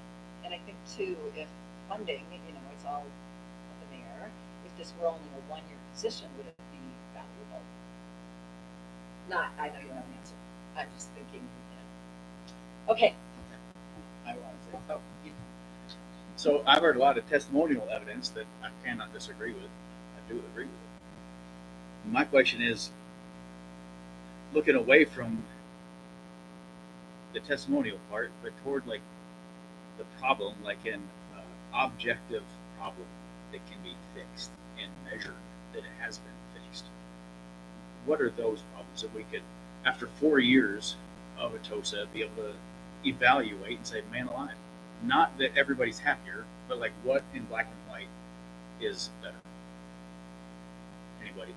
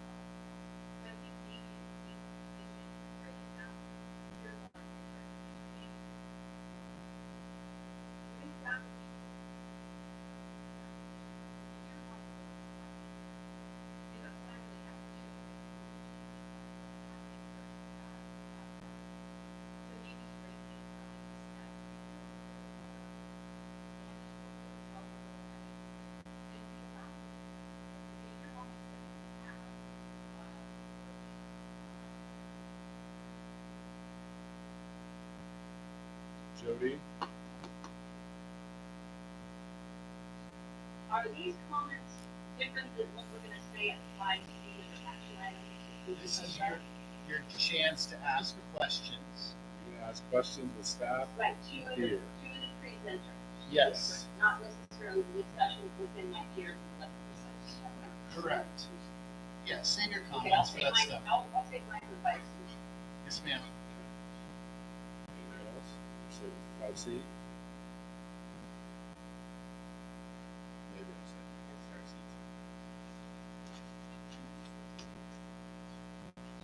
say Indeed. I said indeed. And so while you know, I think that we have some really different ideas and different ideas about how this could be measured moving forward. As I mentioned before, I was on the district and we were on this kind of and we were on a turnaround status year after year after year. We had to take notes about how we were going to be making changes. We brought in someone who was helping facilitate these. They were not an expert in every single concept area, but they were an expert in collaboration, in curriculum, codifying, and after 1 year we went from turnaround to performing. And so I just imagine in Salida where we're already at this performing and this excellence, I just can't help but feel like the sky is the limit. Like we could be absolutely excellent.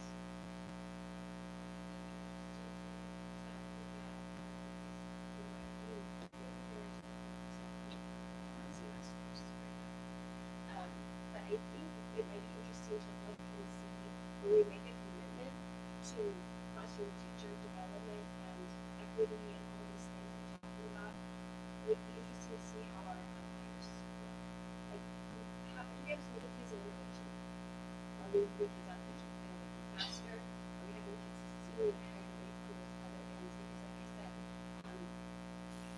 mostly what we do is giving kids back kind of development. We have kids and we have innovation and all those things that be interesting to see what happens with them. Giving less, because you have really great tier 1 instruction that can eliminate the need for a lot of tier 2 like title and math intervention. So if we invested in our teachers being better at pedagogy, I think it'd be really interesting to see how that changes our innovation.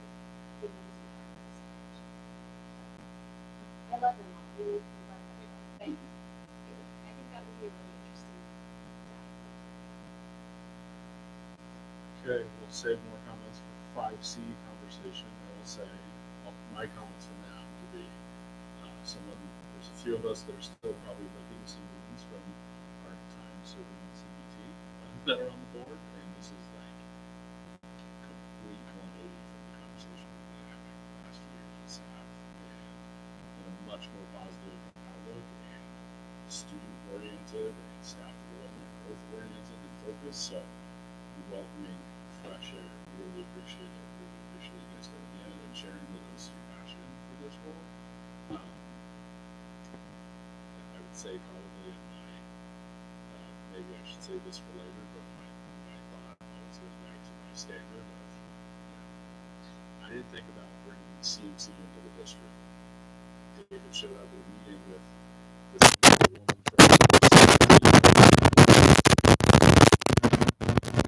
talked about changing our graduation guidelines. It was kind of like what you just said. What do we have? Why do we have to do this? We're already like scoring really well. We're doing really well. But we're trying to change the narrative because we see gaps and we think we can do better for our kids. So I'm the banker. Not sure if I'm a good one.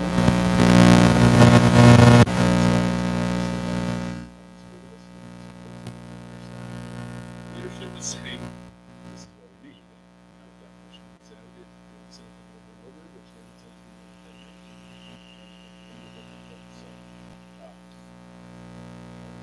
I've got a few different opinions about the board.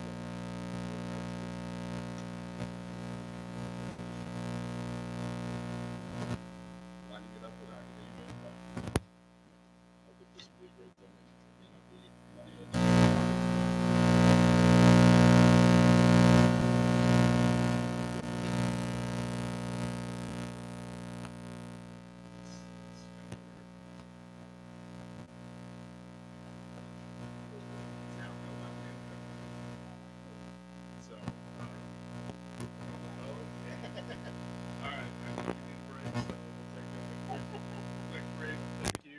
coming. Thank you for spending your evening with us. Jody, we'll jump on soon.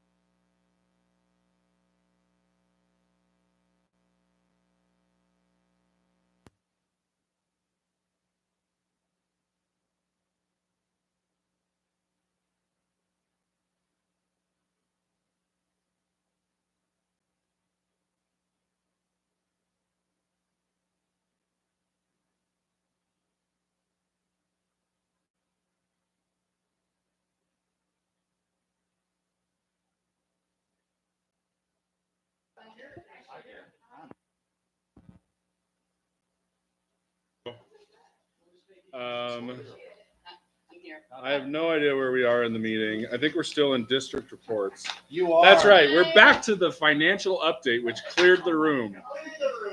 Cleared the room. got a spreadsheet and nobody sees it. Do we have any YouTube users watching? Where'd the cookies go? The cookies, there they are. They're still there. All right. Aaron, the show is yours. Well, I was much more nervous when this room was full. But all right. So yeah, actually, David did. I've been having a lot of conversations recently with David about budget and the state budget and just everything nationally that's going on. And the one thing I think that surprised him is I'm really not stressed about our finances at all. I'm stressed about plenty of things, but I'm very not stressed about this. So I titled this presentation Perspective, Why I'm Simply Sipping Espressos While the State Screams Crisis, which I really wish Emily was still here because she would have clapped because that's the best alliteration that's ever been written. So, yeah, she would have clapped. Shout out to Emily Lamont. All right. So the truth is funding is failing. We are having an issue in the state. So we want to talk about what the problem, why is everybody freaking out? There is a $1.2 billion shortfall in the state budget currently. As in December, the forecast was $670 million deficit. So it's getting worse. So we should be freaking out. That's true. The reason it got worse is because they forgot that we had voted in a $350 million increase to law enforcement this year in November. So that money has to be spent this year.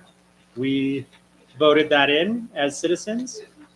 It's I don't know if it was forgot, but it wasn't into the December one, and it was voted in November. But that's okay. It's $350 million. It has to be done in grants. It's all towards law enforcement support services. You can apply for things like increased salaries. You can apply for lots of things. It's not set to extend for future years unless the legislator decides to continue it, which is going to be interesting because a lot of places could increase their salaries and things like that with these grants. And then there's no plan on how they're going to fund it long term. So it was just a 1 year vote? Yes. That's what we did. And then there was another $80 million in increased Medicaid spending. And then in January and February, they did a true up. So you can kind of think amended budget for the state to some extent.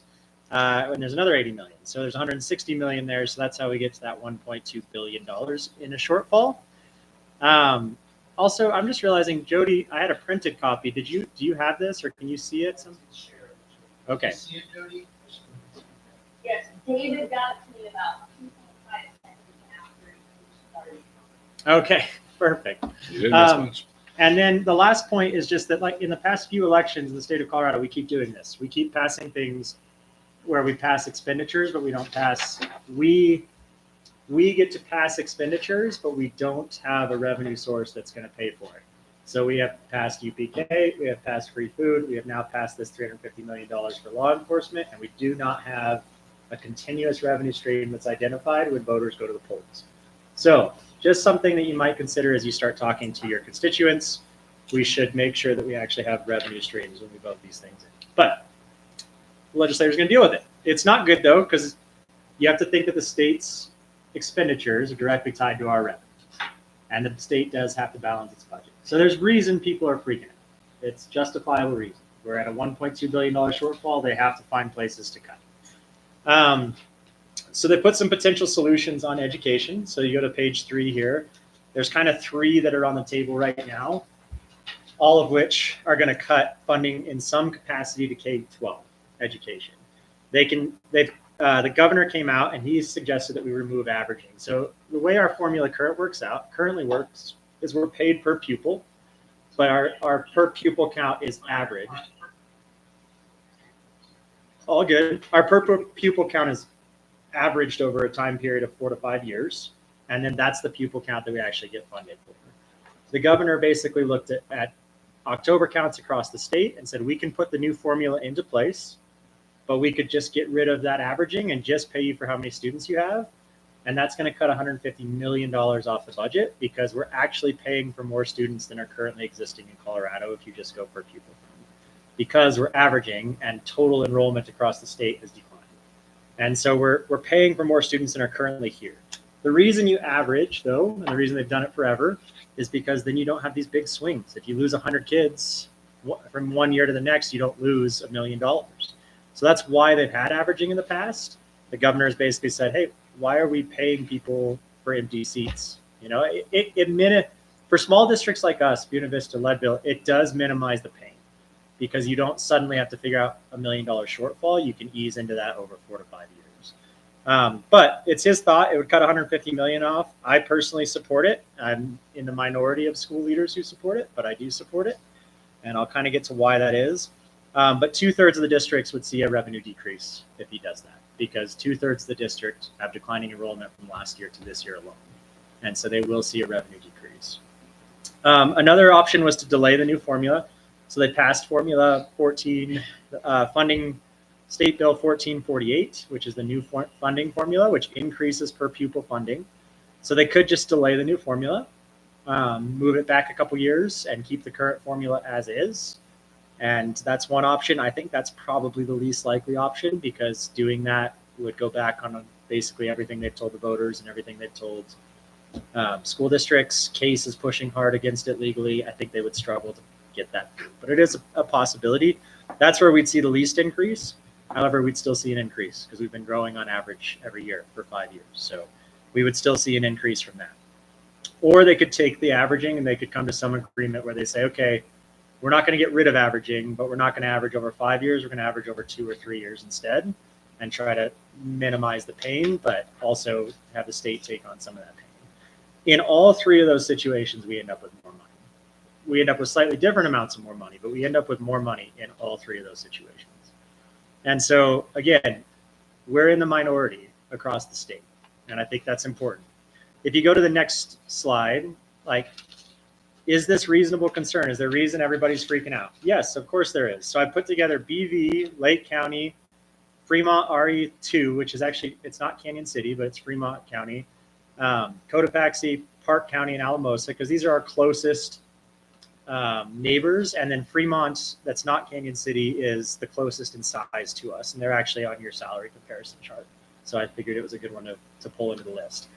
If you look on the left, that left column, that's the current funding that they are getting this year per the formula that's in place this year. If they go to just implementing 1448, as they said they would, each of these districts would be getting more money this year. That's not going to happen. There's going to be some phase in of that formula. So in January, the governor came out with a request to get rid of the averaging. And you can see every single one of those districts, if you compare the left column to the right column, are losing funding. And so every one of them is nervous right now about what are we going to do? How are we going to support kids? However, at the same time, this is the reason I'm somewhat in support of the governor's request here, is because the new formula offers more money per student at a rate that is high enough to offset some of the pain. So for example, BV is down something like 60 kids in a year. You'd think, oh, well, that's $600,000 at $10,000 a kid. And yet they're only down $260,000 if they go with the governor's request. So to me, I think you lost 60-some kids. You probably need to find ways to cut your expenses at that point. You need to adjust your programming. Now, I know, again, that's an unpopular opinion, and I understand that's painful, and I get it, but it's just kind of my opinion at this point. Each one of them is currently kind of comparing, I shouldn't say each one of them, but much of the pain that they're experiencing is they're looking at the middle column saying, when we agreed to funding Formula 1448, we all thought we were going to get more money. And now some of us are actually getting less. Wow. If I compare the middle column to the far column, I'm actually losing $600,000.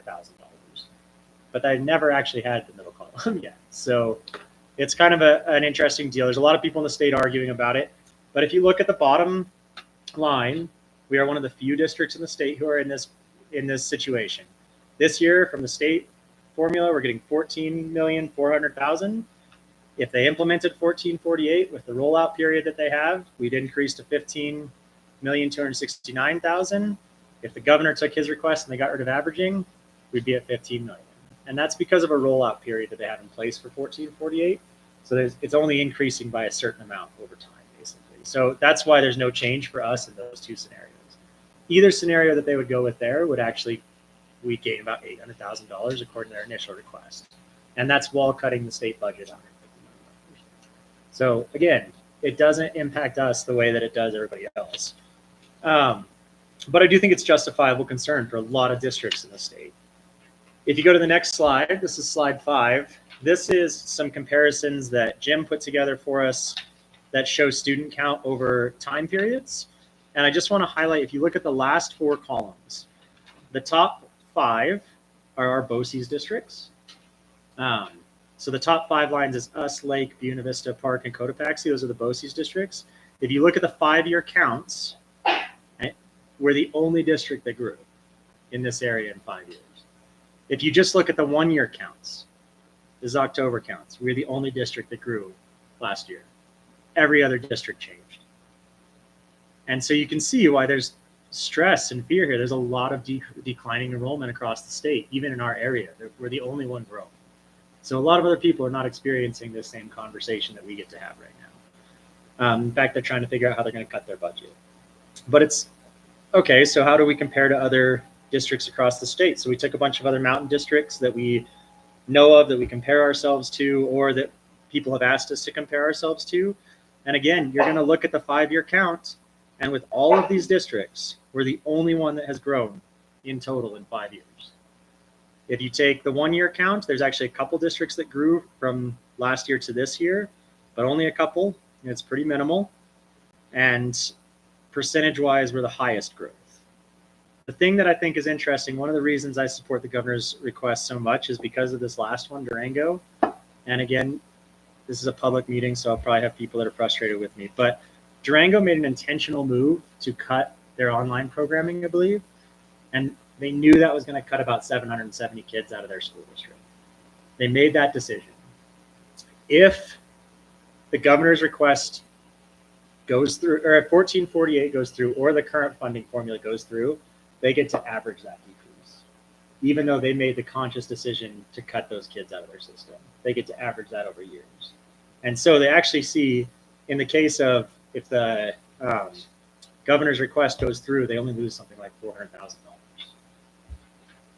If the full formula 1448 goes through, they would gain $800,000.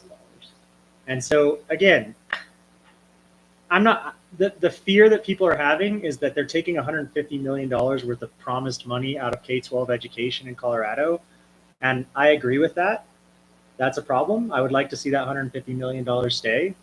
But it's not impacting us either way right now. It could at some point. I think that's important to understand. But the bigger problem is we keep having things that get put into place that we can't afford. And so I actually support the governor coming out and saying we need to find some solutions where we're actually paying for kids that are in buildings and taking care of the people that are educating them. So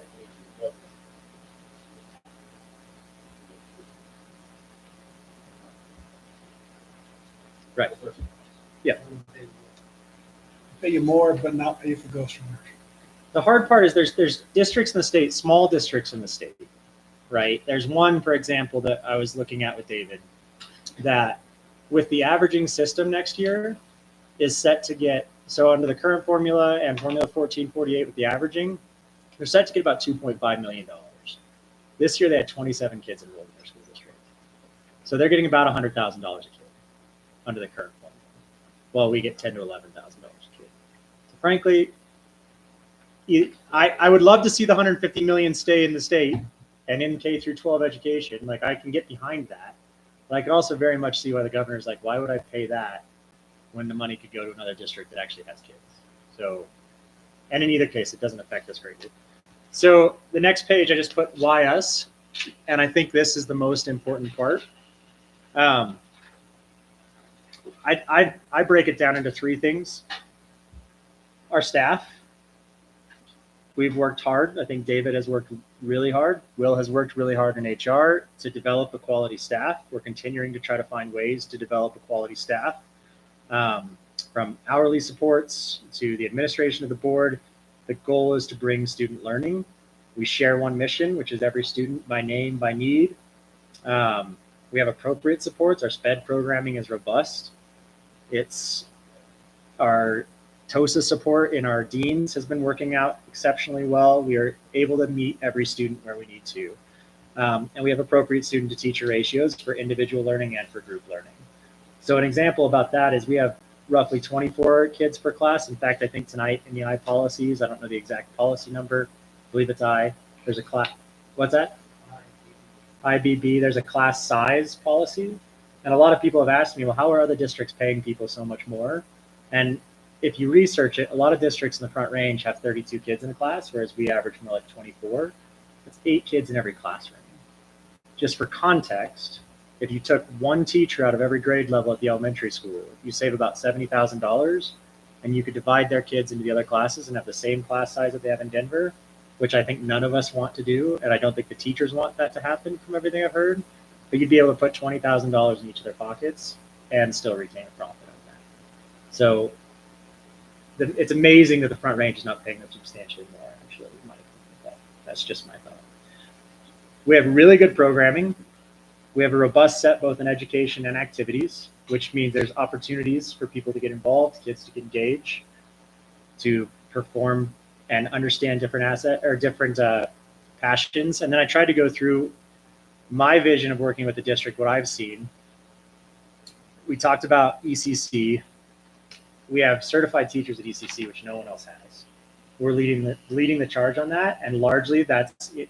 To me, when we look at our test scores at Longfellow, I think that's largely because it starts at ECC. We're engaging kids at a very young age and pushing them through that.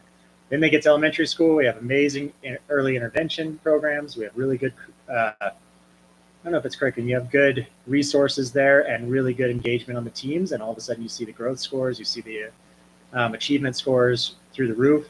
You start to get into middle school, and I think about I don't remember what it is that they called it, but they took all the students and basically did a student retreat this year, and they provided opportunities for them to go around and find their passions. And then they get to high school, and we are now building in education requirements and education pathways that are helping them find success in the passions that they're finding throughout the time here. So we are improving, even in the 2 to 3 years that I've been here, vertically aligning everything and getting people across the board. And then the biggest piece is we have a very good reputation, and we live in an awesome location. We live in Salida. It's the best place in the world, except for the wind, obviously. We're always above the national average on tests. We're always above the state average on tests. When I go to any convention, we were sitting at, Casbo last year, and me and Dave are having a cup of coffee, and we're literally sitting there, and people next to us like, I got to go find Dr. Blackburn and talk to him about that. And I'm like, well, he's sitting right here. He's well known in the school districts. We have teachers that are being recognized at the state level for what we're implementing. We're initiating things with our concurrent enrollment grant. How many people came down from CD the other day to ask us how we are doing what CMC? 20 people?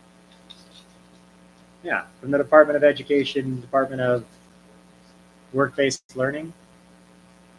Pretty exciting. We're recognized, and we are kind of the high water mark for success in a lot of these cases. The Speaker of the House has called David multiple times in the past few years to ask his opinion on school districts and financing and formulas. We've had different legislators. We've built partnerships locally with colleges, which other schools are not doing, with other community partners. We've built partnerships with them. I don't need to go into all the details on that. And other educators. And then locally, I don't get any questions about our finances. We put out the tax mill levy. We posted that on the website. I've spoken to 3 people so far. 2 of them came to me to ask me what the difference was, explained it to them, they were happy. A third one was from DV and called and said the county sent them to me because I could explain it to them, why theirs was different. The county called me and specifically told me they are fielding daily calls and consistently trying to answer this question for people.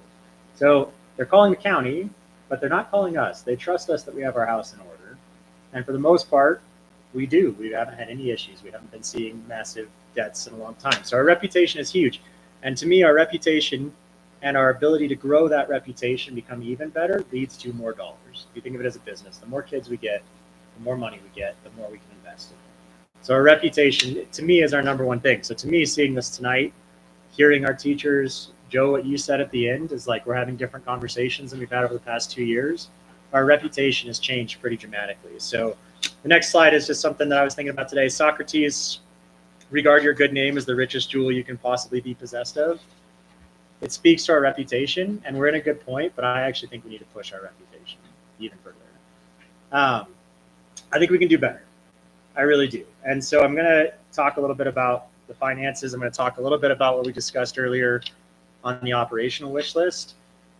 I think that we've approached a point from I would say the outside perspective, now moving on to the inside perspective, where the board, the staff, the administration, even though they're part of the staff, are much more aligned in seeking one common goal, activities, SSPs.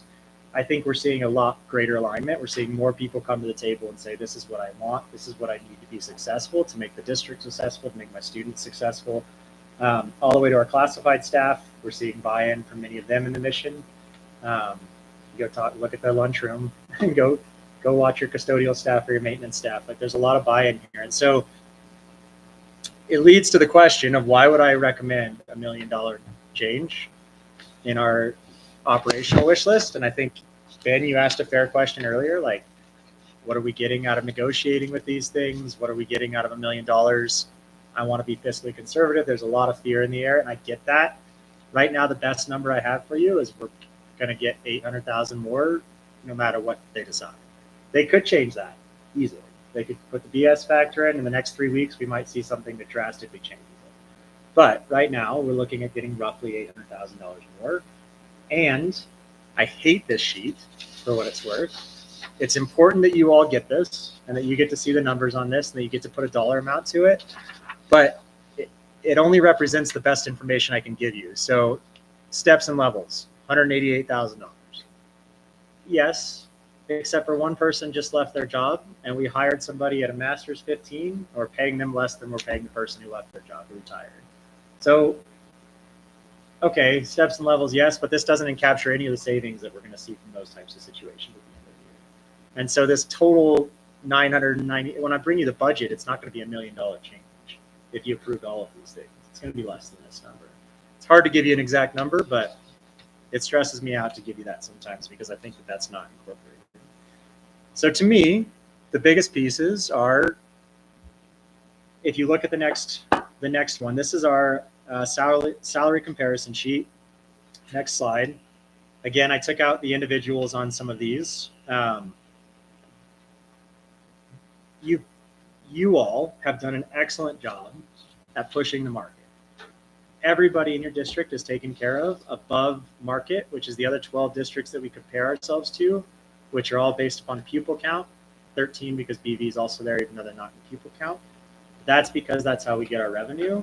Everybody is above market, except for basically the teachers, which is shown at every level. We hire them lower. They're lower at step 8. They're lower at the max pay. And then the nurses slightly. Even the other SSPs, the counselors, the therapists, they're above market value currently from all these other districts. I think we can do better, and I think we need to do better. And I think we need to take a risk. And I'm going to kind of come back to that in a second. But to me, that is a place we have to invest more of our money into. And it's been a passion. Matt, you mentioned it recently at a board meeting, saying, hey, I think that we're below the state average. This is something we need to kind of push. And so anyways, just an analysis of this. If you flip the page, I also think you've done really, really well. So I had one teacher come to me recently and say, if I go to Alamosa, I can make $7,000 more next year. I said, all right, fair enough. Let me go take a peek at it. I haven't ever looked at Alamosa, but let me go take a peek at it. So hold it up. Alamosa, BA step 1, $43,074. We're at $42,005 to start. They are hiring at $574 more. We work 2 extra days, to your point, Joe, but it's only 2. Alamosa is on a 4-day week as well. $500, pretty close to our per diem. MA step 1. So if you come into their district with a master's and you've never taught before, they'll pay you $47,172. We'll pay you $47,148, which is a total difference of $24. So we're actually doing significantly better there per day than Alamosa is. Their steps are different than ours. Their salary schedule's changed, but you can see we're really close. They max out at step 22. We max out at step 30. They allow 10 years of service at hiring. We allow 15. You can see though at the bottom, their highest salary for BA at 73,000, ours is 65, 66 basically. Their highest salary total, PhD and high masters is 86, ours is 74. So even though we're close at the beginning to Alamosa, we are below market on what they can achieve over their career. Now I will tell you this, that same, I'm not gonna use names, but the same teacher who said this to me, in looking at it, they could only go and get hired in Alamosa at a step, which is very close to what they're currently making in our district. And so that's something to keep in mind, because you can't just transfer to another district and make the same salary always. So it's just something to keep in mind. You're doing a good job of paying teachers. I still think you can do better, and I think we should do better. So we're going to go to the last slide, because the question is, I'm asking you to take a risk. What happens if the bottom falls out next year? What happens if the funding from the federal government dries up and they don't pay for anything? What happens if the state decides to put a BS factor back in and we've approved raises and all that type of stuff? Your system at Salida School District is built to absorb. It's built to absorb risks, at least for 1 year. You've got a couple of robust support systems that you could collapse slightly if you needed to, just without even doing a RIF or anything, potentially through attrition, through any needs necessary, but we have a robust system there. You've built reserves. You're looking at the financial plan. We talked about 30%, which is kind of, Joe, what you had written in the last one, being kind of the target high end of our regular Fund 10 reserves. We're basically there. We're at 5.8 million. Our budget's 19 million. We're really close to 30%. So we're basically at the top of what we want to target for our reserves. We've built that philosophy on the budget. We can always decrease transfers. If the bottom completely falls out, you could always just say we're not going to transfer this 660,000 this year. I know that's not the ideal goal, but you could do that and not touch a single person's salary and cover more than half of this if eligible. And you'd still have roughly 2 million in the bank, depending on how the year shakes out and if we actually are able to purchase things. But you'd still have 2 million in the bank in your category 3 fund balance, because you've been so fiscally responsible. This is important. You've put yourself in a position where you are able to take risks at the right time. So our house is in order because of the due diligence of you, the staff, the administration, largely not because of me. I've only been in this role a year, but because of all the work that you've all done. I think that my microphone is on right now, Mandy. And no, I'm kidding. I'm kidding. The point is, the house is in order. Like we can take risks, and I think this is the most appropriate time. I think every other district, not every other, but at least every other district locally, is panicking right now, wondering if they're going to RIF. Probably not going to even come to the table with a raise this year. They're going to struggle just trying to stay on their current levels. I think you could do $1 million risk and actually increase your reputation, be the only district locally that's providing raises, and provide a TOSA that can support your staff in the way that they're asking you to support them. And it's pretty minimal risk. Like, we want the TOSA to be successful. I heard that repeatedly. But worst case scenario, the TOSA is not successful at the end of 4, 5, 6 years, and they're still a teacher. They still can be effective in this district. You're still going to have somebody leaving the district at some point. And in the meantime, they can build a curriculum, or at least the start of a curriculum, and house it somewhere. To Paul's point, where is it even housed? How do we organize it? How do we house it? You pay your department heads. You can pay. As a poker player who made a living doing it, you gotta at some point take a risk. There's no better time to take a risk than right now. Why are we holding on to all our chips? You've done a really good job, but 2 years ago you took a huge risk and you put $2 million extra into salaries, and it looks like our reserves are gone. So if we were good with a risk then, this is way more responsible time to take a risk where we actually can get something out of it. To your point, Ben, earlier, what are we getting out of the negotiations? Well, we're becoming the best district locally by a long way. And I don't think we need to stop here. So I'm not scared. I think the state is going to do something. I think they're going to decrease funding.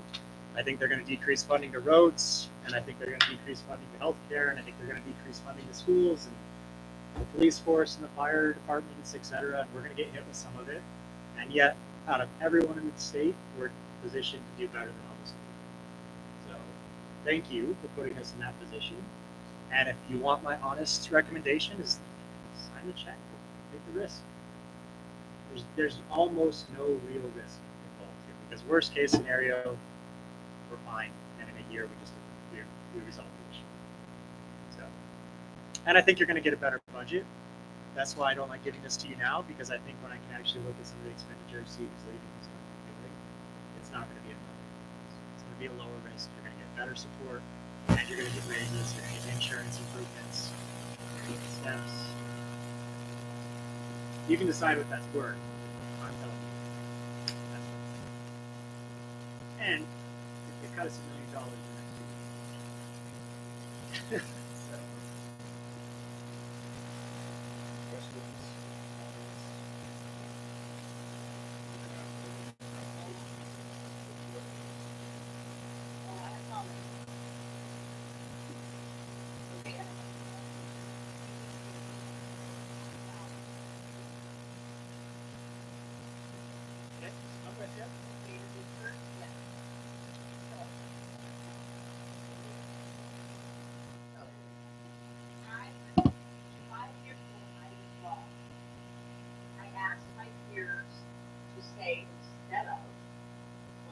$3 million in new trade funds for the big raise.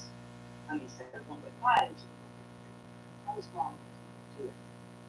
And that is a compliment to the business office, to David, because over the last 5 years, they spent 10,000 items. We found where we were over budgeting, underspending. I am singularly focused on increasing the teachers' pay and special service providers' pay, perhaps at the expense of POSA or the traffic. But I'm with Aaron.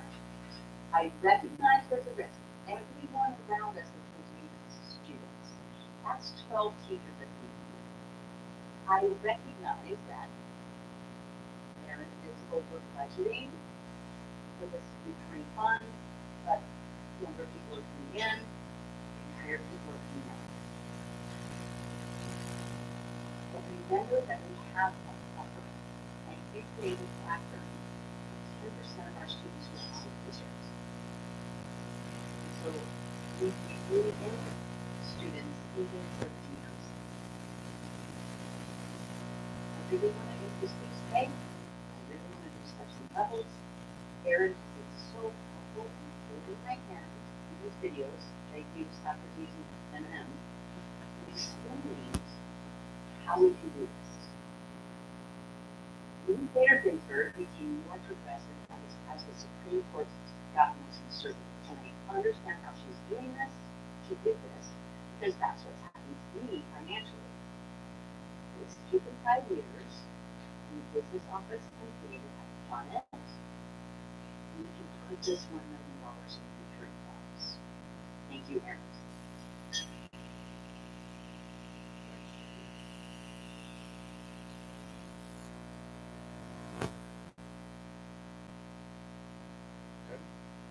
David, any other district updates? Or we good? District updates. What? Nobody's gonna push back?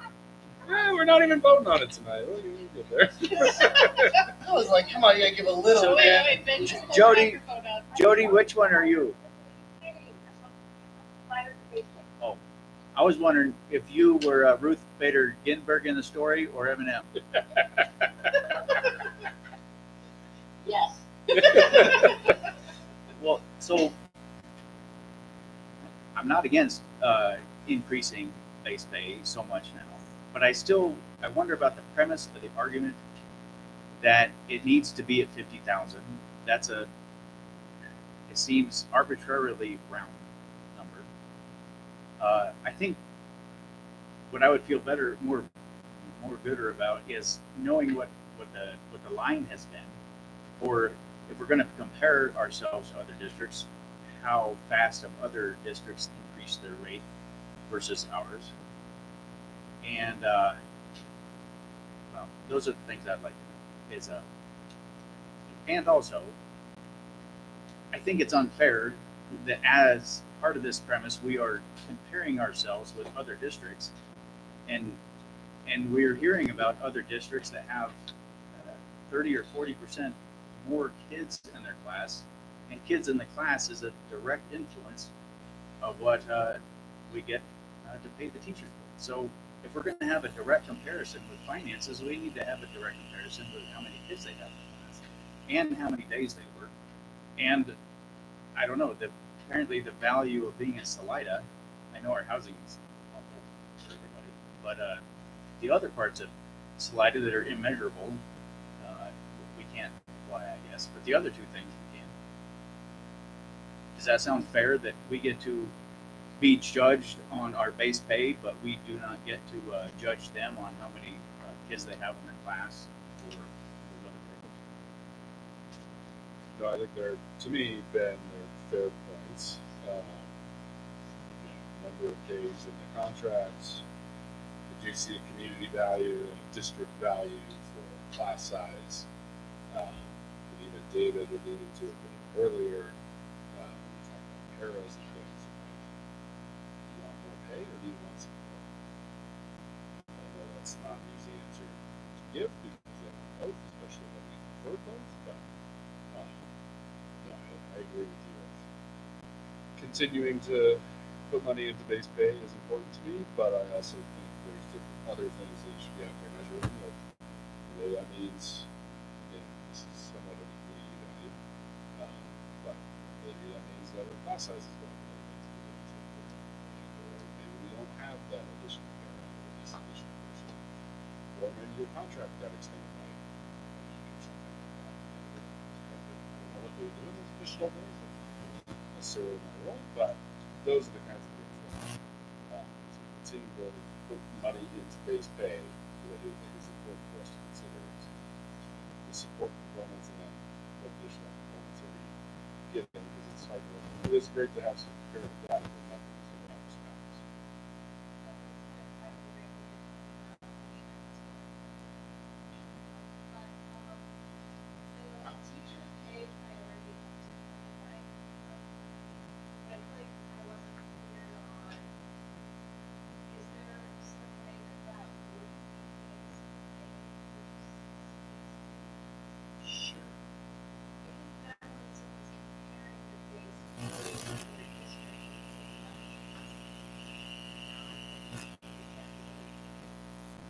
It's a more multivariate analysis that has to be done.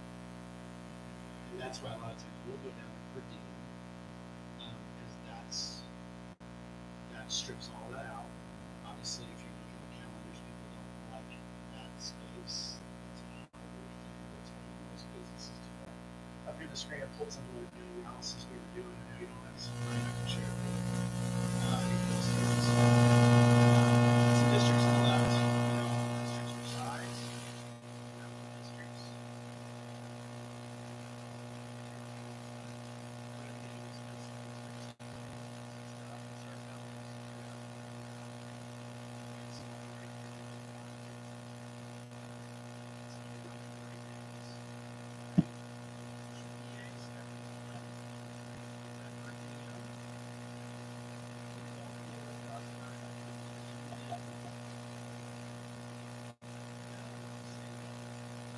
David, can I also really quick? Yeah, you can share it. That would be fine. But I do want to share. I wanted to respond really quickly because I actually think you're right. I think that you should be comparing it to a multifaceted set.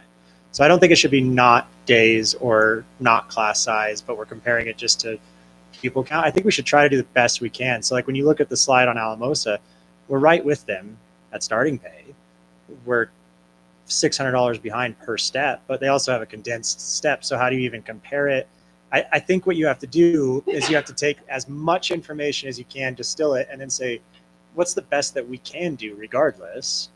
And what can we get for it? I agree with that statement. I think that the reason base pay is so important is because it's the one area that we consistently it seem to be lacking on. Really quick too, just before you go here, the the teacher pupil ratio is inaccurate. This is off the CDE website, and me and Jim dug into it a little bit the other day, and there's an inaccuracy here that I don't know how to explain. But if you look at their FTEs and then their student count, and then you look at their teacher ratio, and this sheet will show the exact same district with different FTEs when they're showing their student count ratio. So there's something inaccurate there on the CDE page on that data, but that we're looking into that deeply, because that is actually a key piece for me, is what are our supports and how many kids do we have, because that's how we get paid. So I actually agree with you on that point. But I think that we're trying to find, how do we do the best that we can? And Jen, to your point about base pay, it can definitely get changed. I think likely most people at CBT are going to say base pay makes a lot of sense because everybody gets it. If you put $2,500 in base pay, everybody gets $2,500. So equity wise, I think a lot of people are going to say at least the majority of that money should go to base pay.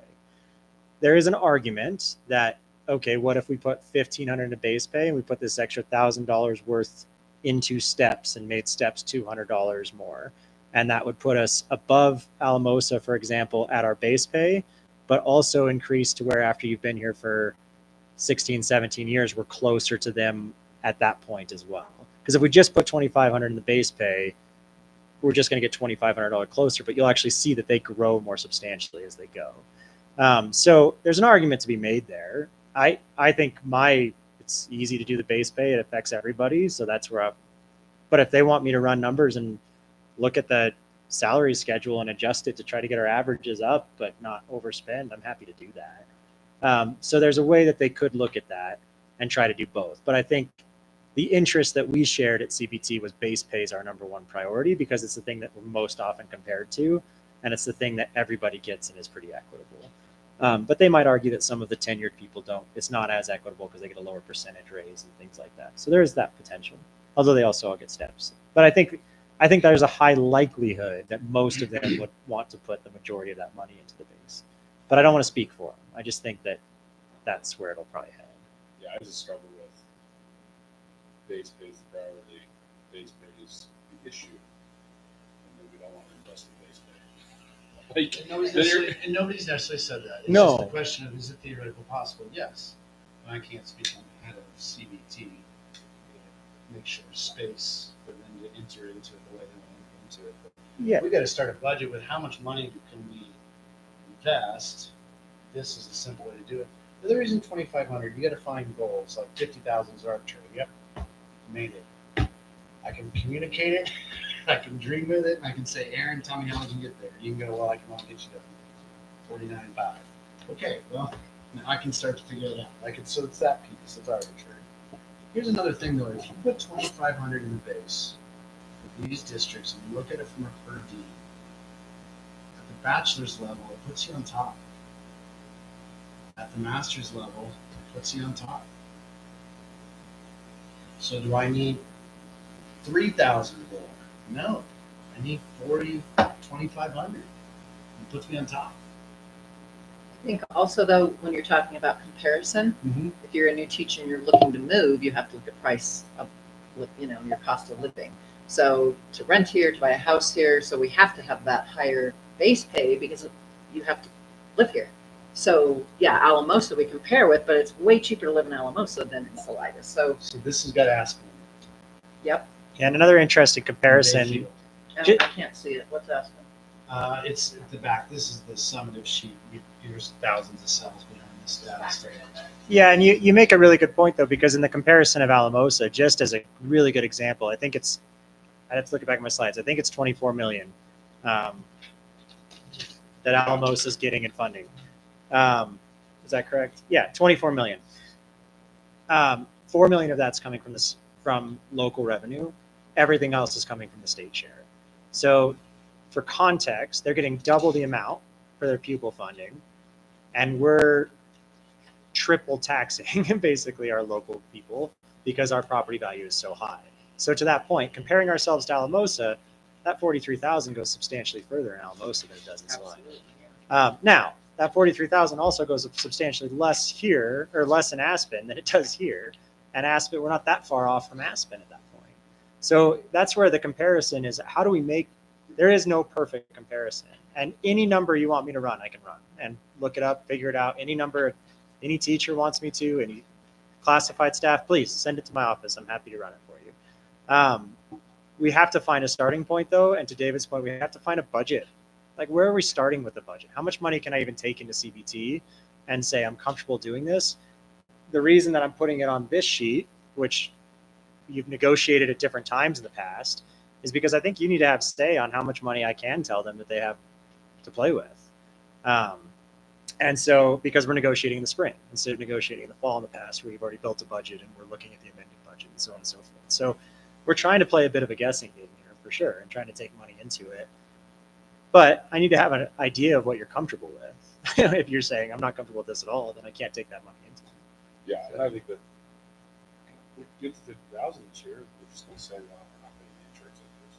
Well, so that's another point, right? If you cut the insurance premium, so if you take away, and again, this is my big argument locally, if we can get people to shop more responsibly with their insurance, if we didn't have an 8%, 17%, and then 22, which now it's going to be 14 if you take the recommendation on the plate, there's $600,000 over 3 years. You could be at 50,000 next year with $2,500 if we just fix the insurance problem. And so that's why we're pushing so hard on the insurance problem, is because if we can fix that, then that's money that you can put into salaries, whether it's teacher salaries or all salaries. But it all works together. It all plays together. But we could have been there by now. Now, I'm not saying that that's anyone's fault, but that's the reality. That's how much money it is that we put into that program. And that's why we have to fix it. That's why we have to come up with a new solution that puts ownership on more of our staff. Because if we all buy into it, we all take ownership of it, we can put that money in salaries. So. Just kind of a random point, if we can have student growth, while we're still not at our next growth plan, and we already have increased classroom sizes and operations, so I think that's what I'm doing for starting out.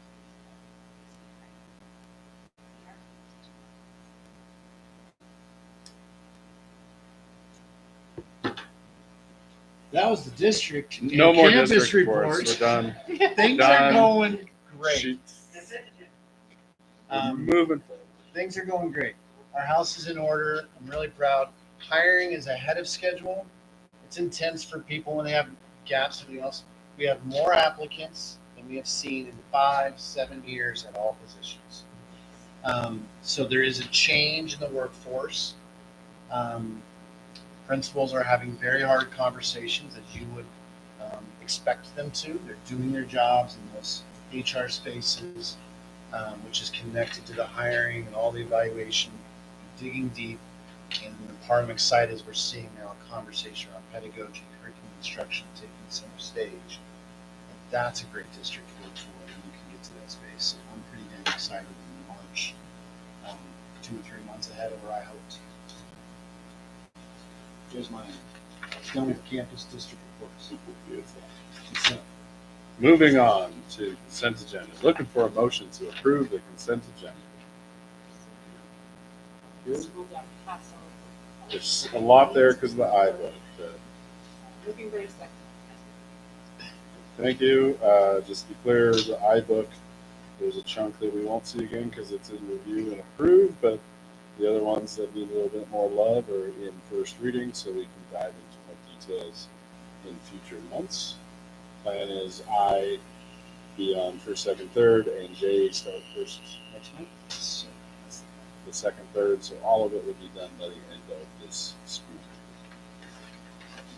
Just to be clear, since we are but under the IGR,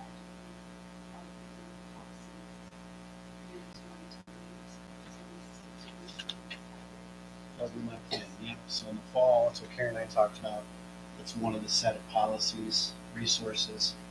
This conversation, I'd like to settle this and empower the staff to figure out what the right inputs and policies are, make sure everybody's on the same page. We can do that in the fall. I think it would all fit together really well. So that's my recommendation. The current policies do not violate each other. They don't violate anyone else. So there's no reason not to hold them. Those are a few. There's 1 or 2 others that Karen and I identified like okay for today, but maybe in the fall we're going to bring those up as a robust conversation. Homework would be an example. on the policies in there, but it's not one you just drop and solve in a month. I'm not even sure if you can solve it, but that would be a great one for the board to send an academic council and say, hey, send us a red line, we want to see what you got. And to have that robust pedagogy conversation around how does practice work fit into our philosophy of teaching, that can be an awesome conversation for faculty. Because it can fit into grading, and it might be so much fun to say each other. Today, though, I appreciated Karen and how her experience in the classroom is super helpful as we look at those policies. Okay, ready for vote? All right, Dr. Breckenridge-Pettit, Aye. Dr. Hill, Aye. Mr. Hawks, Mrs. Lundberg, Mrs. Maxwell, Ms. Shipman, and Mr. Smith. Aye. Okay, discussion items. Anybody need anything more on Salida High School building leadership team presentation? Much better narrative than we've heard before, so we have to get that in the room. Oh, go ahead, Jody. I do, but I'll take it by seat. Okay. I just wanted to let you know the staff is really important that you heard their perception. You really heard other perceptions. They wanted you to hear their perception. 5B, similar name as that continue to. Beautiful.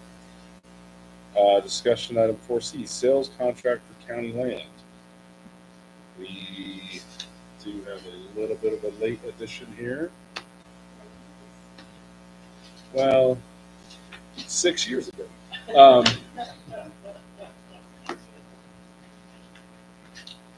You taking this? You want me to take it? Why don't you frame it up and I'll fill in details. Okay. No, I don't. And this one wouldn't be. I don't. This isn't something we should.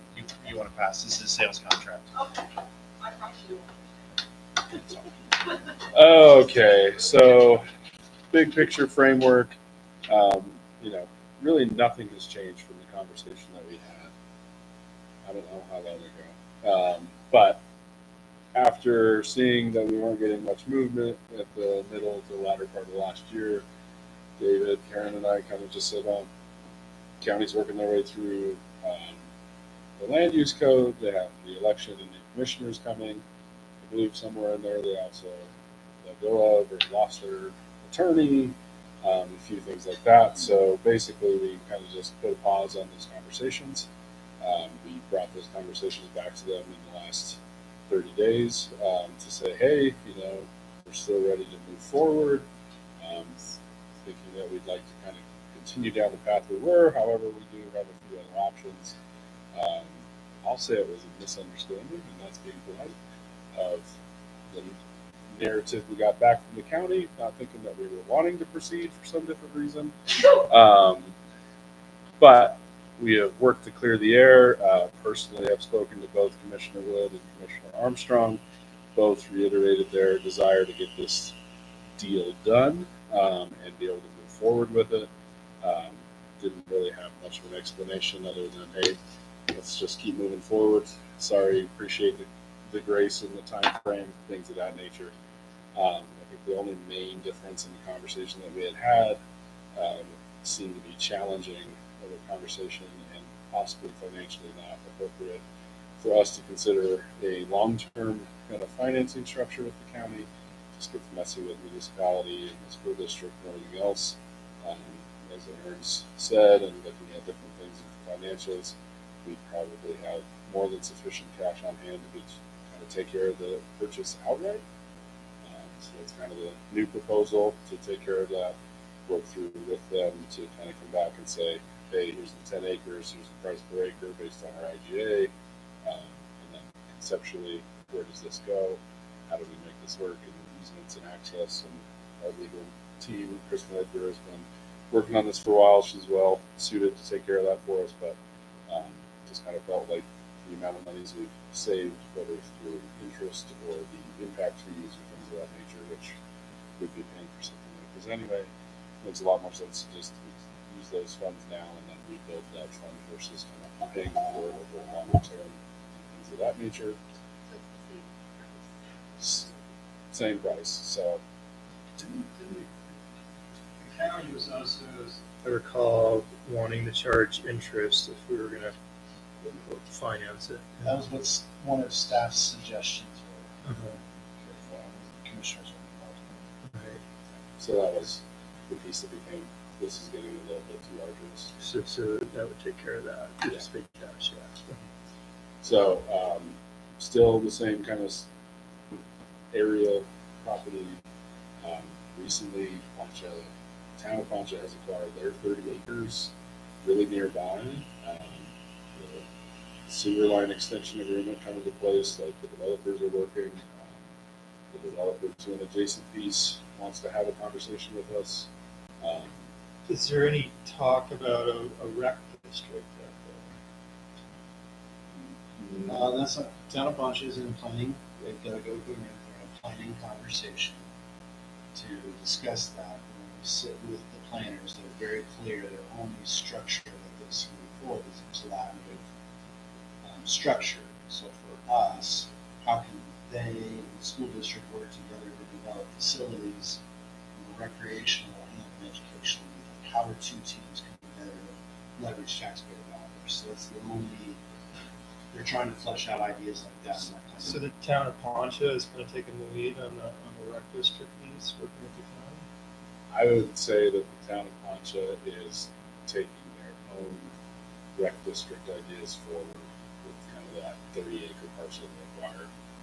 And also, I know they recently did an economic development kind of study, so they're doing a whole bunch of stuff to try to get more stuff going on. So I don't think there's no collaboration necessarily with the county. They do have interest in collaborating with us for field space, court space, things of that nature, but also it's a long ways away for court. This time I've not had any county person speak to me and use the term around a recreation district. That's not been something they've articulated that they've been interested in. Well, I mean, the county needs to approve any sort of special district, so. Right. I have a hard time envisioning Poncha to do that without a significant tax to their citizens. And there was talk of 10 versus 20, just for that conversation about it. The IGA calls for 20 as the guidance. So is that a recommendation or is it a rule? Depending who's on which side of that conversation, you're going to see that differently. 20 acres comes from your Department of Education's planning committee, so that's your rough space. When you have a middle school, so that would be your preschool through 8th is the rough end plan we've put out there, so 20 acres. The county came back through the staff and said 10 acres and maybe an option to buy another 10. So in the contract we put back to them is, okay, 10 acres, the IGA price, and then like an option to buy the other 6 to 10 acres. We're looking at their 76 acre lot. We're looking at moving closer to where the houses would be, so that the stuff just north of the fairgrounds would be more adjacent to the property lines. Moving that over, and there's a little house on 4 acres there, so it's 10 to 6 acres is how we wrote the contract. So, because I don't know that I would encourage us to spend all to buy, say, 16 or 20 acres. If we have 10, the option to buy 6 to 10 more, then I think everyone's in a good spot, because then that would help our county think through that space. So this option to buy, the county would then just sitting on that, I think we have it first right. Yeah, this would be that sort of situation.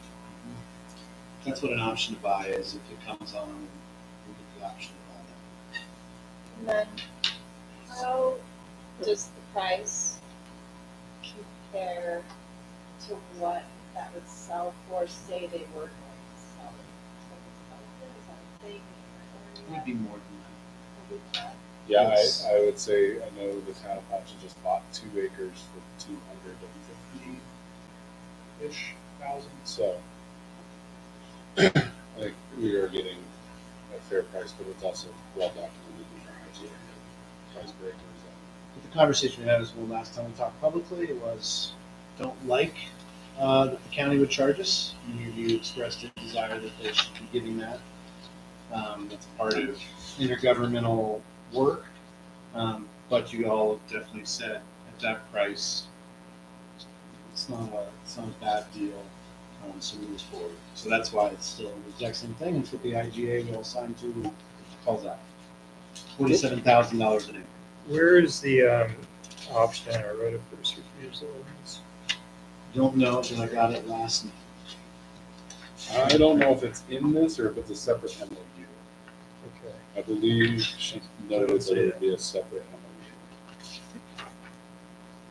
For that second parcel, is it in the right position? I remember the first diagram we looked at, it looked like the second piece might be set not side by side.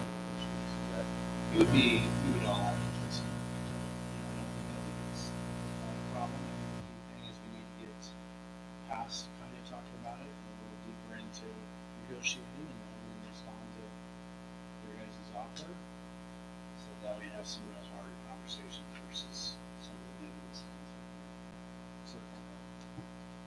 Joe, can I say one other thing too? Because you sent me an email. You were just talking about the financing a bit ago, and you sent me an email that I think is important for the whole board. Quick update on HEA as well and why it relates to this. But we borrowed 2.8 million for the HEA remodel. Currently, we're about 2.4 with all the change orders and furniture, et cetera. So there's also a bit of cash there that's still remaining from that loan that's available. That's not in any of your sheets that you've seen so far because there's still potential for change orders and things like that. The only decent sized change order we see coming is a change to the wall out front here, and I don't know the cost on that, but there's going to be a substantial amount of cash. Substantial is a tough word, but there's going to be an amount of cash that you could also utilize for this for that point. So I know you'd asked about that. I just want to get the rest of it on the same page. This is a big sheet for capital wish list. I don't think we've quite quantified it yet, but talk about there being a significant amount of money still undocumented on there because it's not been paid yet by the county or the investment earnings. Yeah, so there's multiple things not on here yet. The impact fees. Yeah, Sorry. yeah. You switch to the capital wish list big sheet, and it's basically lines.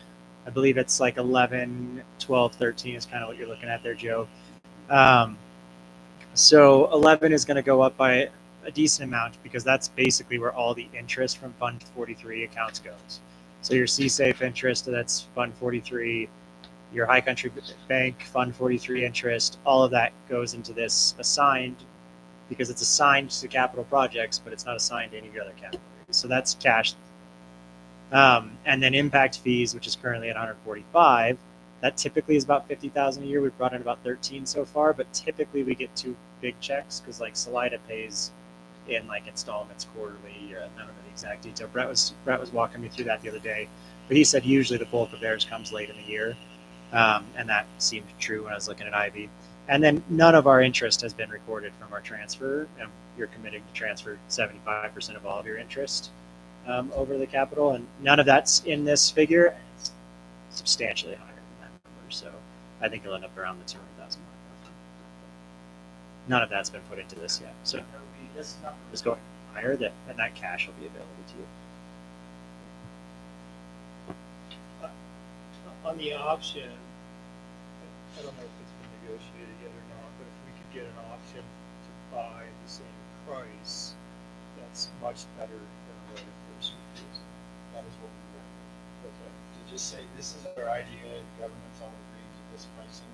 Yeah, because the right of first refusal, we could end up, they could sell the developer and they're having to match the price. On the flip side, one of the key things that the staff has expressed is a right to, if we, let's say you took the land, and then some billionaire said, here's an extra 20 acres of better spot. Like, oh, we're gonna keep that one, we don't need this, go right.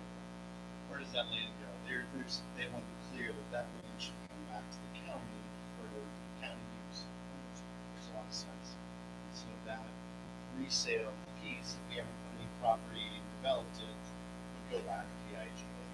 So whenever the IGA, let's say it's 20 years from now, none of us are here, and they take the IGA, whatever that number is, the government's agreed the value should drive to the development piece. And that's what the school on it, so you put a huge building on it, then it's It's market value first one. But if they won't give it to us, we'll give it back in 20 years if they don't use it. No, I'm not being Hey, Joe, Karen, David, Yes. worst case scenario, we only get 6 acres. That's all we get later. When we set up the next school board and the super business manager for success, could we do what we need to do in 6? Unlocking the acre. Total of 16, what you're asking, Jody? 6 acres was the worst case, the 6 acres was the worst case scenario. If we only had 6 acres and that's all you gave that school in the future, it's gonna be tight and they would be struggling with field space. We put the elementary school on 6 acres. So that gives you a sense of that. Oh, yeah. But a preschool through 8th grade would be a very, very big struggle. You'd use up all of the whole entire block that long goes on for foundation and roof line. And I don't know how you do parking. That would be another huge issue. Yeah, and then fields would have to be solved in a new way. So that's why we're going to continue to say the IGA has a reason why the Department of Ed says you need 20 acres for a middle school. 20. Jody, to be clear, the purchase would be for 10 acres. It's the additional acres that would be 62. So we would. Okay, so 16 would be the minimum. Well, 10 is the minimum. 16 to 20 is the maximum. 16 would be saying that's what we have. I mean, that's for architecture, we need 20 acres. Okay, well, it also says you need 10 acres for the elementary school. There is, I think the 16 or 20 acres. The adults at that time can find a great solution to meet the facility. And I think it also sets up our county and the town of Poncho, because you get a really nice developed space there. Because you work the fairgrounds, you've got there's this beautiful design available from Poncho County School District and all the different players. And the thing is, pushing forward, just remind you once we can establish this, then we turn our attention to finish developing Holman, which is a strong interest in many of our stakeholders. How is that land not being utilized as a city recreation? So just remind the order of that. Frees you up to take action. Yeah, and I'm really, I mean, since I've moved here, I've struggled with how we can conquer the extent this helps us, it helps our community get that in place. Great, we can kind of move that forward. I think the overwhelming majority of our community supports in that fashion. And just as said that we can make it happen. I was shocked in sort of looking at Salida recreation schedule, how much they use our facilities. I was a little bit unaware of that.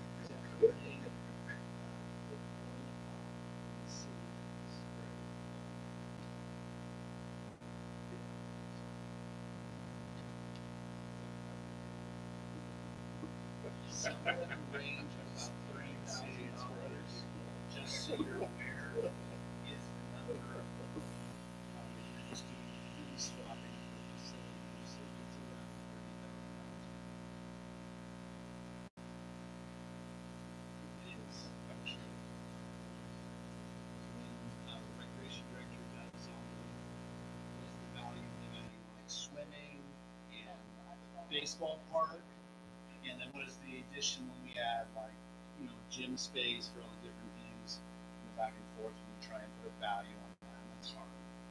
We're around $30,000 more that we put in the city for that relationship. It's good. It's just an interesting thing. So this is a discussion because we don't have the final contract, but just making awareness that this is not backing from the commissioners, and staff and attorneys to start looking to a final resolution. We're ambitious in what we need to done. sooner than later, but I was told it would get done. Okay, action items. Can I just make sure everyone understands the process on this? It's all everyone knows about this. We potentially could have had this conversation in executive session. Which those in the community knows where you're at. So we have here. You're going to get your action comes when you come back and all the negotiations and the lawyers done there. Then Matt does, right? All that back and forth, he would come to you and visit with a couple of commissioners. When you start to see the groundworks, they'll probably say, and then go into executive session for talk contract, rights, to talk about insurance company. Just also important to make sure folks are where you're sitting and what you're trying to do. So that's why this is public. So to executive session, you can get something more concrete, and then you actually come to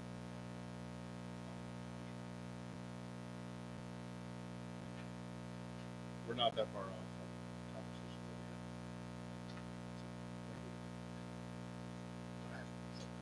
Okay. Action items. We don't have any second reading policies, so we're going to move first into approve 25-26 capital wish list as recommended. Looking for.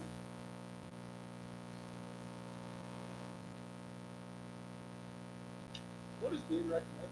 David and Aaron? I can. So I'm gonna have Will jump in a little bit on this too, because him and Sean have worked a lot on this. But basically, there's not a lot of changes from last month, but I do want to highlight a couple changes because some of them came in as late as this afternoon, just in terms of the price. We asked for definitive quotes, more definitive pricing, and so this is the capital renewal wish list. This is where, in theory, you could use this all the way up to budget, but this allows Sean, by you approving this, I'm going to put this in the budget, which allows Sean to then go out and structure the work throughout the summer, which this one's more important than the operational because he needs to start structuring that work. The only major changes, and I went through the video, line 18, the sped room, there's a change in that amount. Originally 2 to 3 years ago it was 100, it went up to 164. Part of that is design work that Sean doesn't feel is necessary, but it's the current high quote we have and he wanted to get it to you. So we want to approve that, but he believes that's going to come in lower, just for context. And then he put other quotes in here as well that we tried to get to you. The one that changed literally today was the ADA playground equipment, and this was a challenging one because the excavating work and the pour in place, which is the rubber that you can get like a wheelchair on, security flooring. Thank you. Yes. Safety. Thank you. It's more complicated than initially thought in terms of installation. So we got the official quote. You'll see line 64. There's ADA playground equipment not being recommended currently for $60,000 for LES. That is just the playground equipment. What's being recommended to you is to do all of the work on the ground, all of the pour and play safety work on both properties, both LES and SMS, because you get a discount by doing that, and then putting in the equipment at SMS this summer. I'm trying to then find the grant to cover the additional $60,000 to this other ADA. You could certainly add line 64 up and pay for it, but it came in significantly higher than last month to the tune of about $75,000. And so that's why I tried to say, hey, I don't want to surprise us with a new number. I want to try to find a solution to that if we can.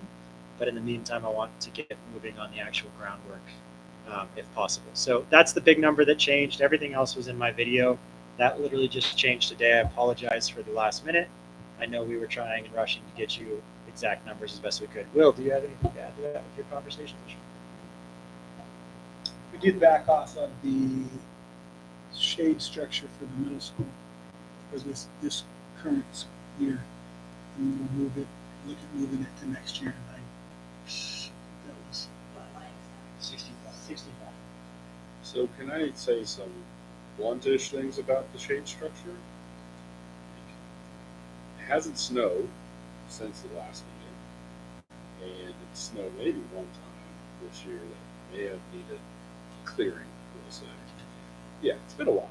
Like, besides the fact that I can appreciate a bigger shade structure and more space, maybe the existing one's not sufficient in size. I don't know. Are there solutions like anchor points We looked at, and somebody going with a broom? well, we looked at even adding, I think there's 4 poles. We looked at adding a 5th pole in the middle. That would keep it. That's the latest, greatest thought is to add a 5th pole. You'd have to do a different tarp, but that's inexpensive, so that you can keep your current 4-pole system and not spend 50 grand on a whole new foundation and shade and structure similar to the one at LES. So that's kind of why this got moved down, because all the other work at the middle school, that was maybe not quite a priority. And there's some other options to do I don't know the support strength of the fabric, but we'll get one spring, summer, and April, I imagine. The rest of them are dry by the end of the day. That we can up your cloth replacements significant. That just seems like something that we can manage without a new structure right now and still provide a shade structure. I don't think it's up, but it hasn't snowed since last time. I agree. I think that's our recommendation. Back to the ADA, one, how likely is it to find a grant, and two, how many students do you have on it?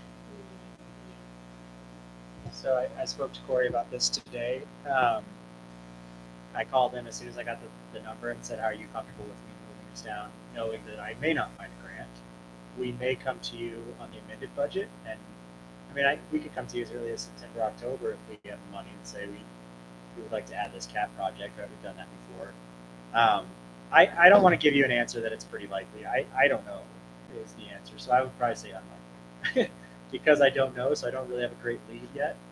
I think it's unlikely too, because ADA is going to come Yeah. those grants, and I don't think that's a stable.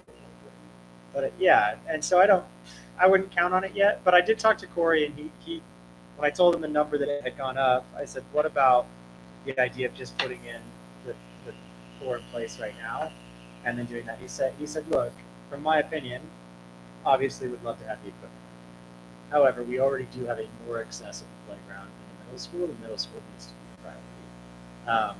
I do know the LPA there is interested in supporting where they can as well. So it's not just grant money. There's a part of me that goes, how can we get maybe multiple partners to buy into this? Because it kind of got plugged in because we were so interested in doing it in middle school with kids who had nowhere to go on that playground. It sounds like he felt there were some places where they currently could go. Would like to see it, but he's comfortable with waiting for the time. I don't want to go down this path necessarily, but I do think we have a lot of really good students in the community that have been really great at the community. Kids that need it, so I don't know if it's something we want to have a conversation with some of those folks that are on that program and really access to other funds.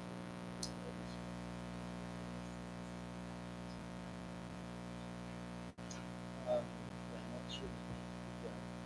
$12,000, $6,000 to $12,000. We only get our starting on the road. You guys match that.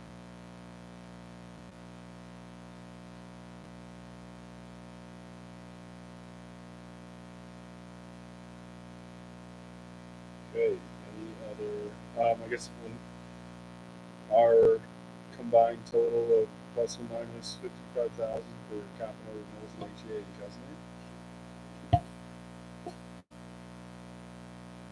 Balance and sitting in those accounts. I see what you're saying. What do we want to do with that money? Where's that? I think the initial idea was that would just roll into the Oak Street account since all of those would be there at that point.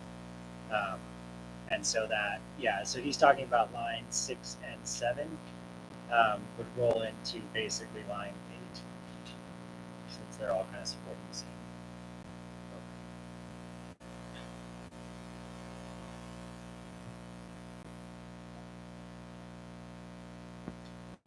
Third box, lines 30 through 32 is being proposed to come out of building budgets.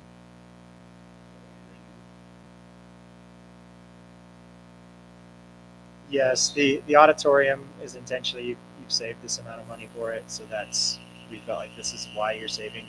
It's only a little bit each year, but this is why you're doing it. The new bus, you've been saving for, you already approved it, that's what it's for. The only one that would be a question mark there, Joe, is SECC.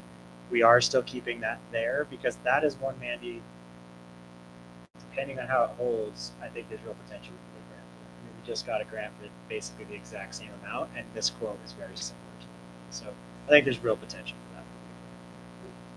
that. It would be line 31, the entryway on the vestibule. And what they did is, credit again to Will and Sean and the team at DSI, they came in and the old plan was to kind of remake the inside, and now they're basically going to build a freestanding structure that attaches to the building that would operate well, but it would save us about $35,000. So, yeah, I think it's a good design, and it's probably a better design for So, but if we don't get a grant, that's going to come out of the capital renewal budget, or just out of our schedule?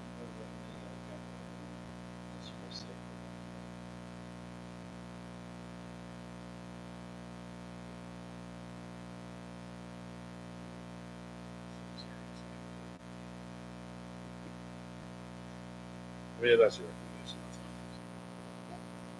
That's fine. It seemed like it matched the intent.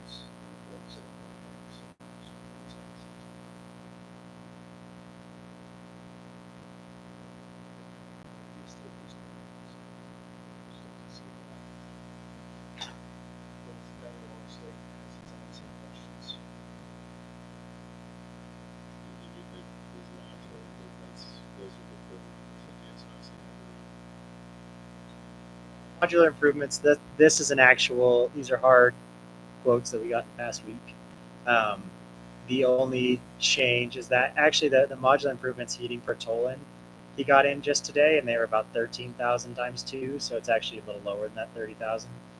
By the time I got it, it was too late. It was close enough that I didn't feel it was necessary to change. But that's to redo all of that. Any other questions, comments?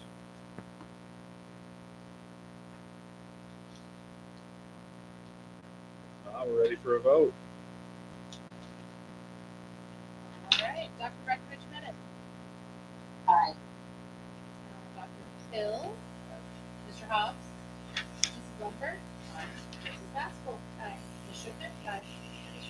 Aye. Okay. Looking for a motion to approve new district curriculum teacher on special assignment, the COSA position. Motion. Awkward silence. Looking for a second.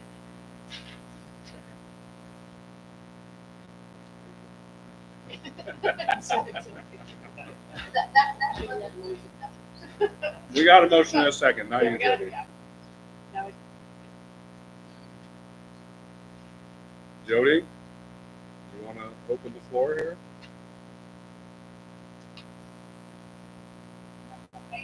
This is the year's rate months. Okay.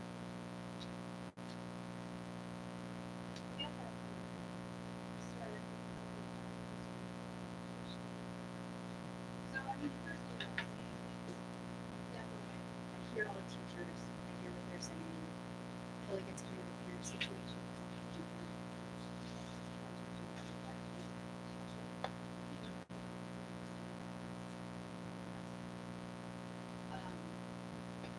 So that's the first thing.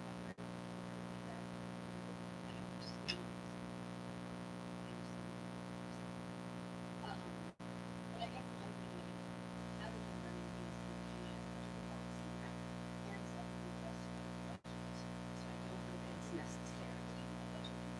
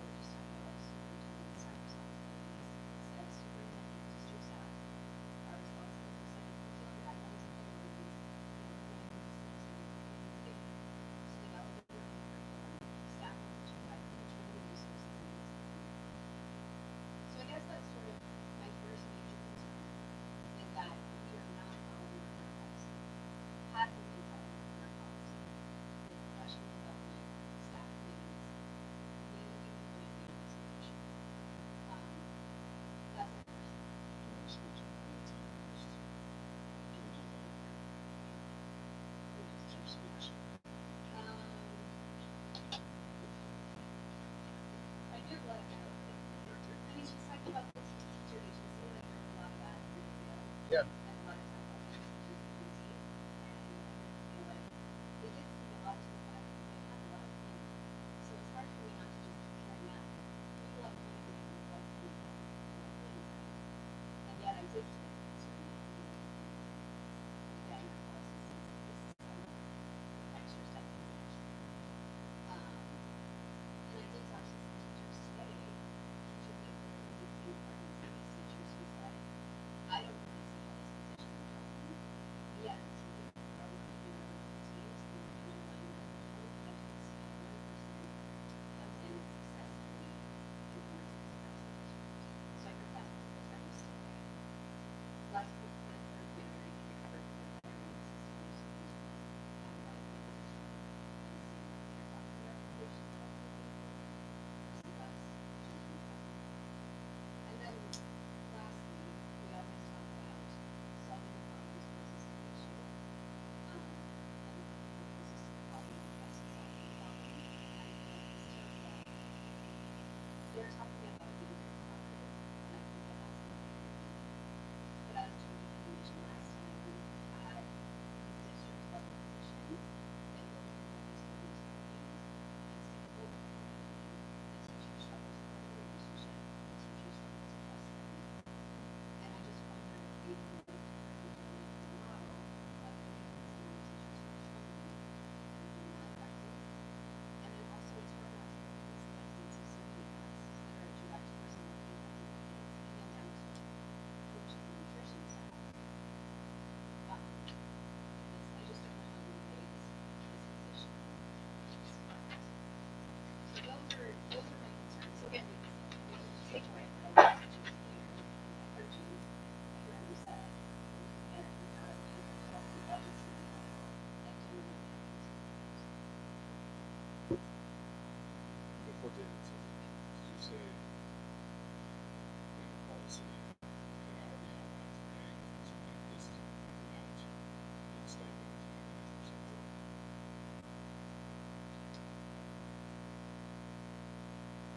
I just wanted to not following, because everyone there were comments, those aren't questions.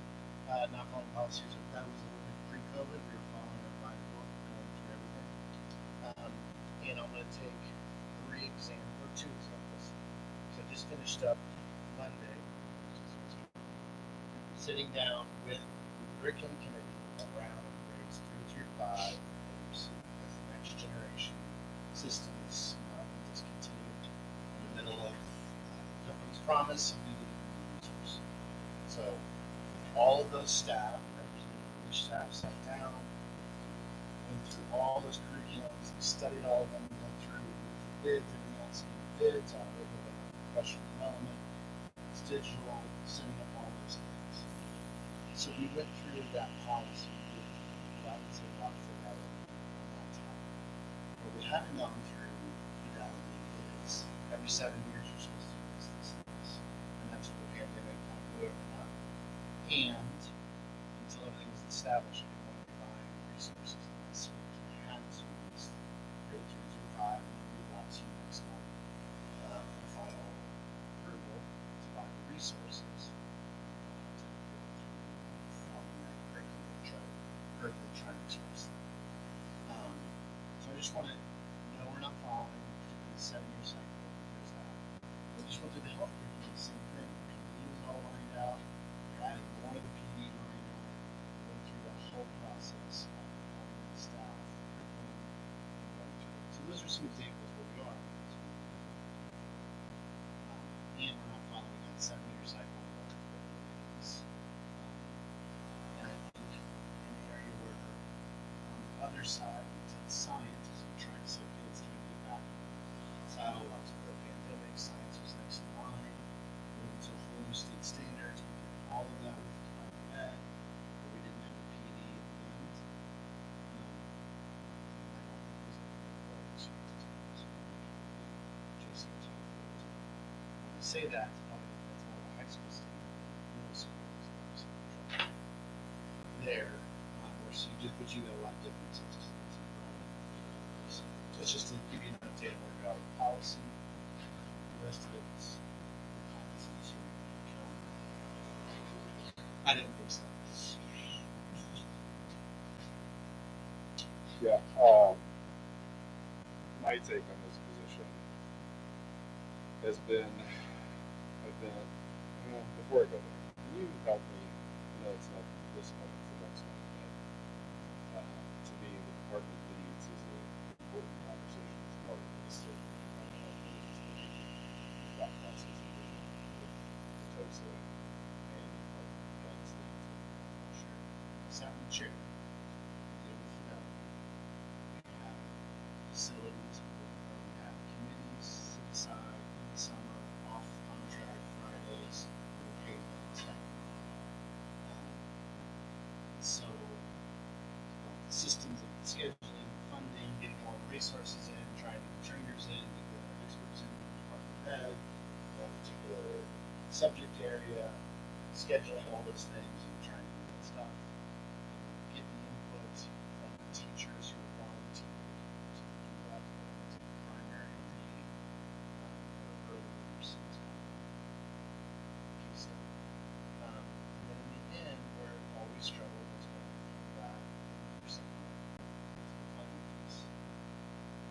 So the department heads is basically looking to formalize what that policy is suggesting. This is off contract time, doing extra. Those people who have interest or willingness to dive deeper. And I'll say, the literacy is one of the examples of the team we have to do. So what you need is that. You still need that part of the policy. No matter who comes in, what the name is, or anything else, you've got to be able to sit with a first grade rep, second grade rep, third grade rep, or the literacy understood. And they gotta look at all the standards and do the study just like the policy sets out. But we've also got the resources to do crosswalks. Once they do that, who codifies that as a team? That's where we've stumbled. Pre-COVID, during COVID, post-COVID. So that would be my answer is the department heads of those people who already set the policy. Somebody to sit down and do that work. That's teacher work. I thought some of the teachers did a good job of articulating. It's us telling upstream rather than downstream doing that. That is the right way to do it. We have the most ownership and understanding of the curriculum. That's that department head conversation. It's set up so we have about 5 teachers for 10 teams. Early literacy, secondary literacy, early math, secondary math. 1 teacher per grade level, and 1 rep. And we're paying them $35 an hour to go through that. But we can have them meet 3 or 4 times. That's all you can afford. That'll cost you that much money to have that many staff input and facilitation. And then we need somebody to do something else because in 3 or 4 times they're not gonna let you really do it. Does that answer your question? Or am I still answering? No, I think so. I think my question has been the need for both, or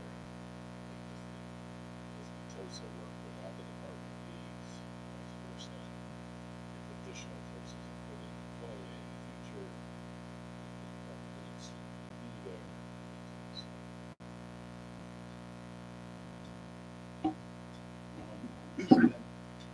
If I think somebody said that about 60% of the teachers, I don't know if that was at one school or in the district, are non-traditionally trained, like with making their own lesson plans. I don't know. Right. They didn't go to teacher school. That. 60% of public school. So would we have a hard time having a TOSA person trying to influence what they do?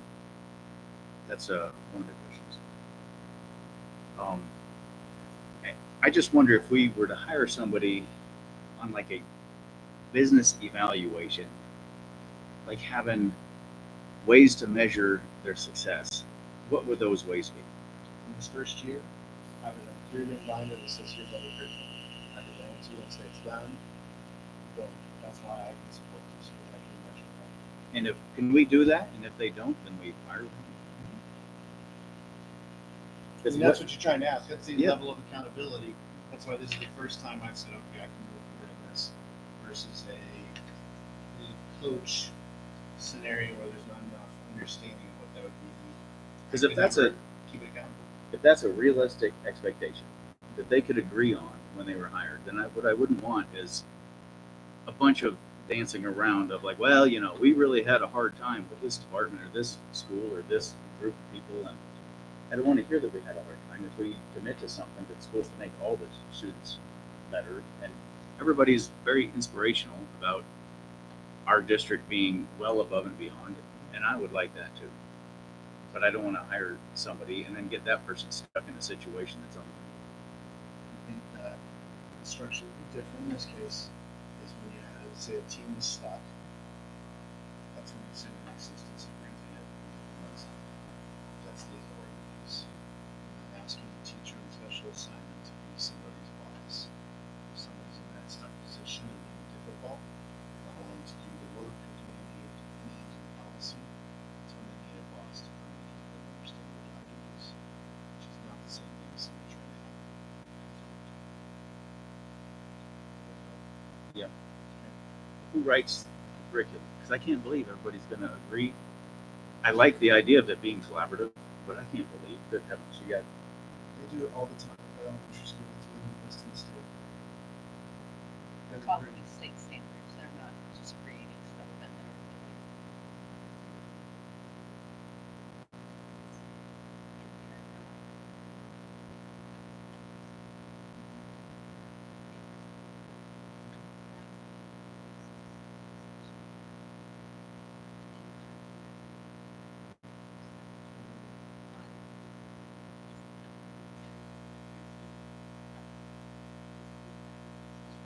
So then I would shift the conversation.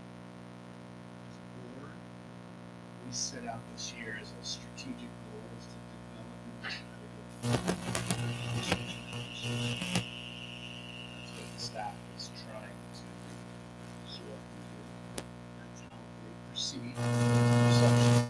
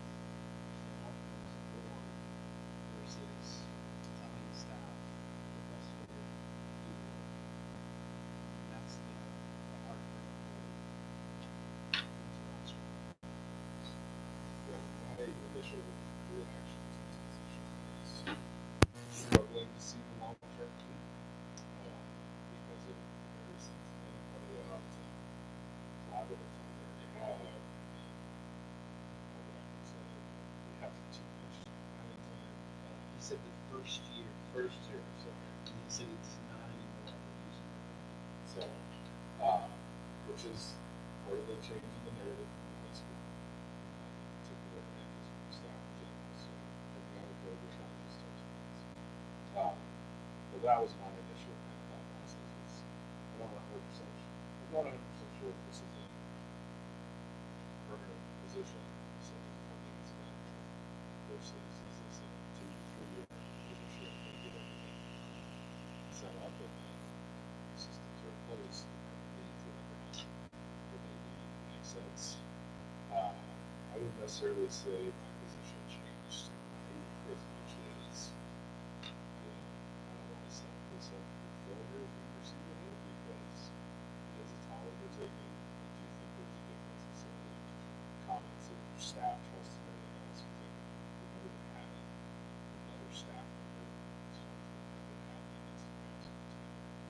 So I do think there's a little bit more rapport there with another staff member that's kind of been a little bit more of a special assignment. But I definitely am inclined to say this person had a different, two different type of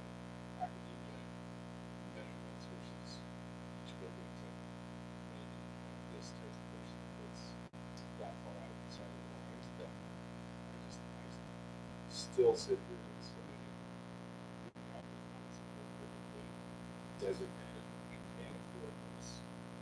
And it's what the next fails because it doesn't work. It's not that simple. It has to be a 2-year period to see if this is going to get us opening.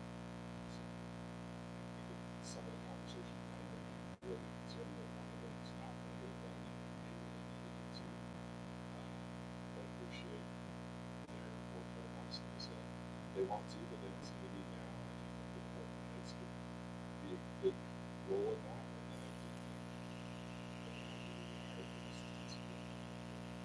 kind of take that role in there, and do you think this will allow that assistant superintendent to go and absolutely boots on the ground and give them feedback and this system because the picture of this is what's actually to me, I just kind of chalked it up to financially how we can afford it. And staff and David are recommending it, so we support it because it's not going to be this will be a system in place for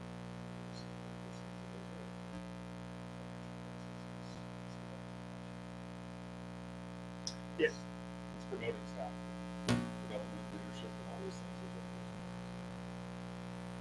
That's kind of where I'm at too, Joe. It's pretty simple for me. One is I'm not an educator, so I tend to look at the very, very big picture. Dig into the weeds when I need to. This is an area I tend to have any expertise in terms of curriculum development, teaching, and everything else. And it seems to me the folks that we've designated to lead the school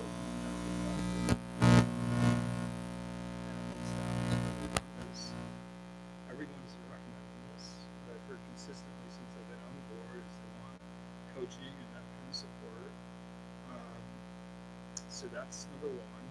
Sort of taking a broader picture and letting, trusting in Dr. Blackburn and what he's brought to the table and he's recommending. Number two is we can afford it. It's not going to break anything. And it's clearly something that the staff wants and will be seen very positively if we prove it. And I'm a little bit concerned. I think we'll get past it, but I do think there'll be a little bit of a because it doesn't pass. And there is a morale piece to it that we need to consider. Again, I'm not going to sit back and guess. To me, we've already spent too much time. It's $100,000, and we've spent hours and hours and hours talking about it. But it's an important piece from a school development and curriculum perspective. Clearly see the need for that overarching cohesiveness, certainly at the high school level. Certainly Longfellow does great in this school.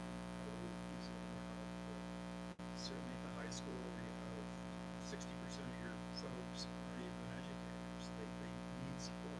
It needs to come from somebody outside of this building.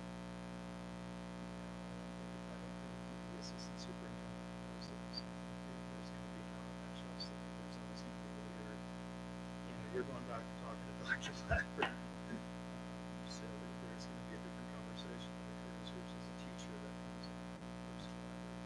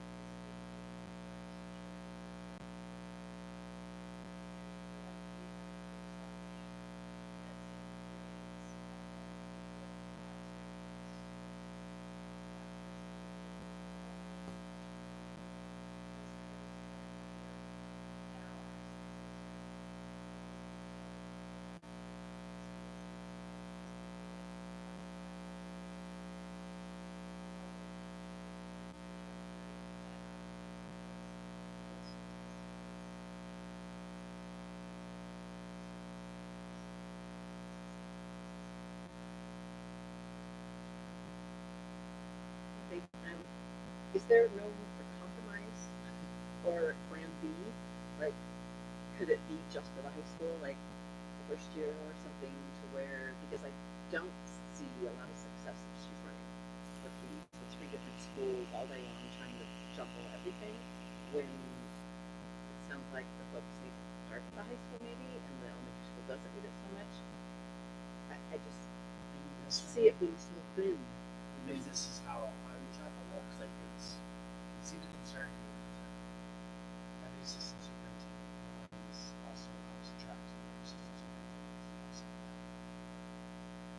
just maybe that also needs to come in and say, okay, step one, I need you to lay out for me semester by semester how you're going to do this. Put them on a schedule so you can see, okay, this team here, here's your timelines, here's how you're going to pull it off so you can see that. And like a 17 project or whatever. Right now, it's sit down and do that in my office by myself. So that would be how I would administrate it. Keep that in place, hire, and say, okay, step one. Somebody else is determining what's right. And have the this.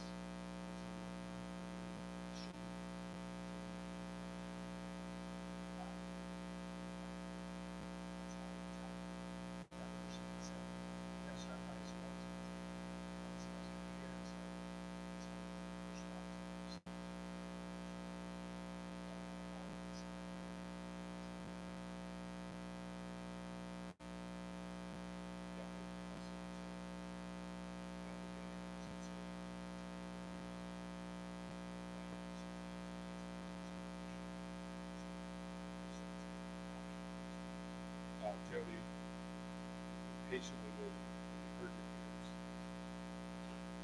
I'm so thankful for the teachers. And I want to let everybody know that I am a local Tosa and yes, makes it here's why. Like 4 reasons. First, I want to remind my peers is that one, you personally have extraordinary resources and we have great time at least at high school. That's what we heard from the people in those positions. I've been in those classrooms or studied or tested volunteer testing, and I can attest that it is every kid has a role. Every teacher has a teacher resource book, assessments, curriculum alignment, etc. So your time and resource rich.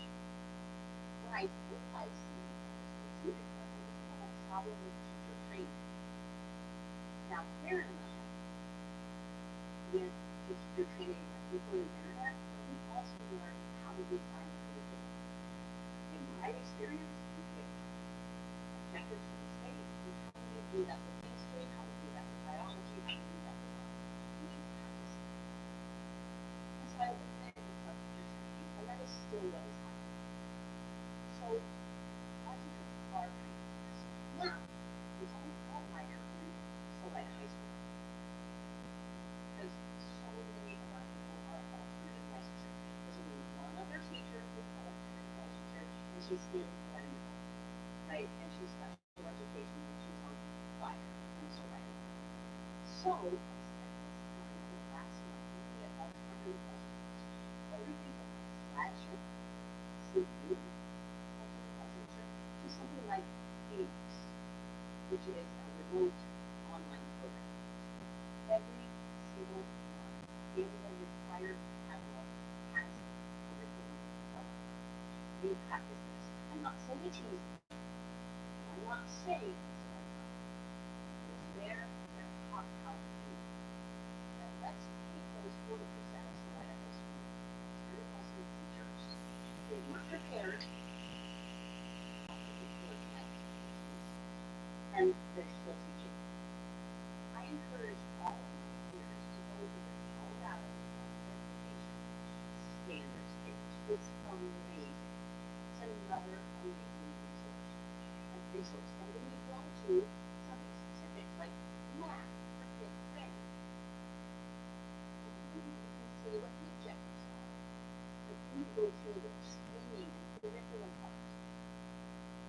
with some resources. And then it's fascinating. You can call proposals, call the messages, call security, call me, call person, call for even reparations, or email.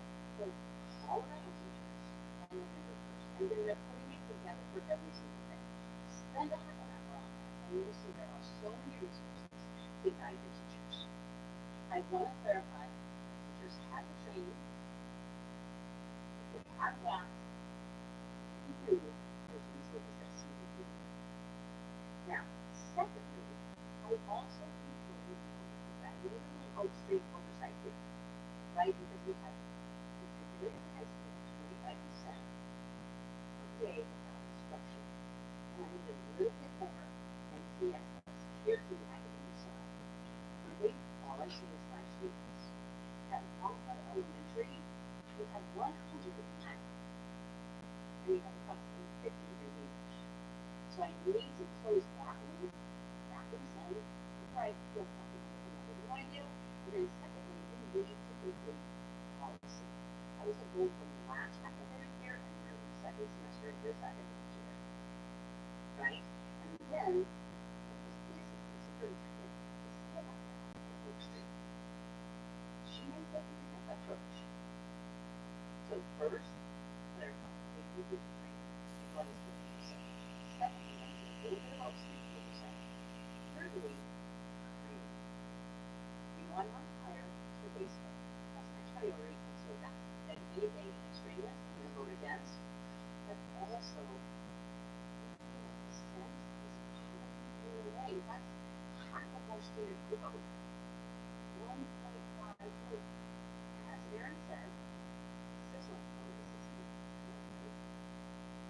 3 months ago, it was 1 February. Now, you said 2 under 5 people. Just be a little bit more cautious about that. So first, their training. Secondly, I need some oversight on Oak Street. Thirdly, maybe it's not the right time because we're working on our policy and we're hiring the academic. And then fourthly, I'm so confused about the vernacular that's going on. Like we have dictate the curriculum versus agency. These are the words that David and Aaron used, that the actual teachers use tonight. And as Jen said, we expected an excellent math teacher when we had a math class in the middle school. But what's the average?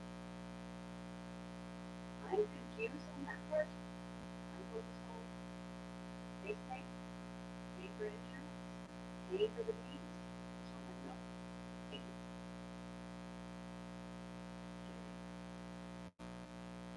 Any other closing remarks? Okay, ready for a vote? May.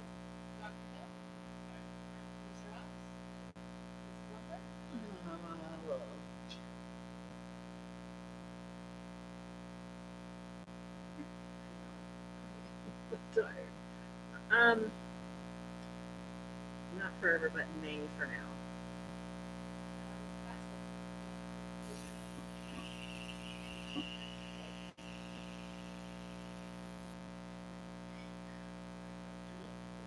Thanks, guys. Was it first 4-3 for that? 4-3. Good job, guys. Okay, looking for a motion I to. love a good 4-3 value. You do. That's good stuff. Yeah. This is not a problem. Looking for a motion to approve department leads.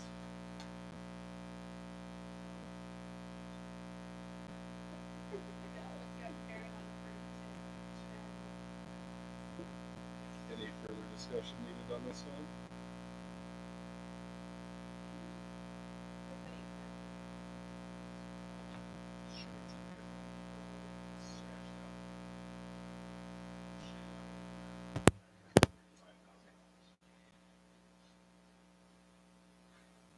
Five teachers for 10 teams. So now I get 50, 16 hours, 4 4-hour meetings, at $35 an hour. So it's about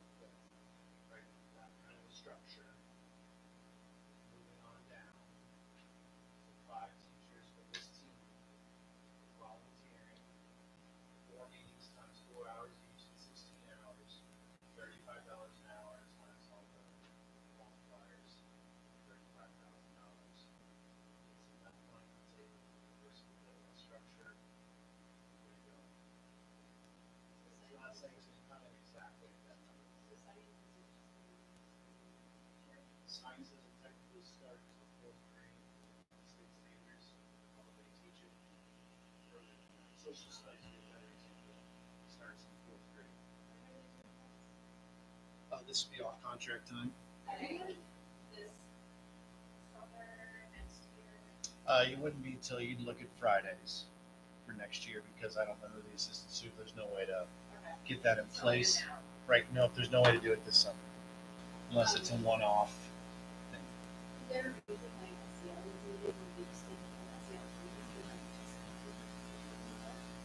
I don't know that you would need them to meet that much, but that was they were trying to think through what are the curricular areas. This was your academic council? Mm-hmm. So that would be the answer to that question of, does the SELT need to meet? No, probably not. Maybe one time, check in, look at it. And that's going to be your counselors and that team probably is going to be there. That one's a good example of, I don't think they'll need that. Tech next year is not going to get it done before, or I mean, tech, for example, is going to be a lot of work. Yeah, so it's like Chris Schmeck would be somebody. You would have Randy Kapushi would be probably the person. But that's a curricular area where that's going to take more of that year. So it's a how do you build a budget out of nowhere? There's the logic for the budget to spend the money on those teachers who are volunteering to really try to lead their teams. So there's a total of how many people? 5 times 10, 50. So there's 50. It's 50 for 16 hours of work. Is if you're doing that basic structure, that's how the budget number was created.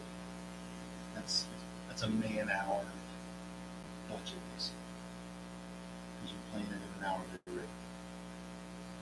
And is there some kind of outline or expectations that they'll be following, or is it just kind of like?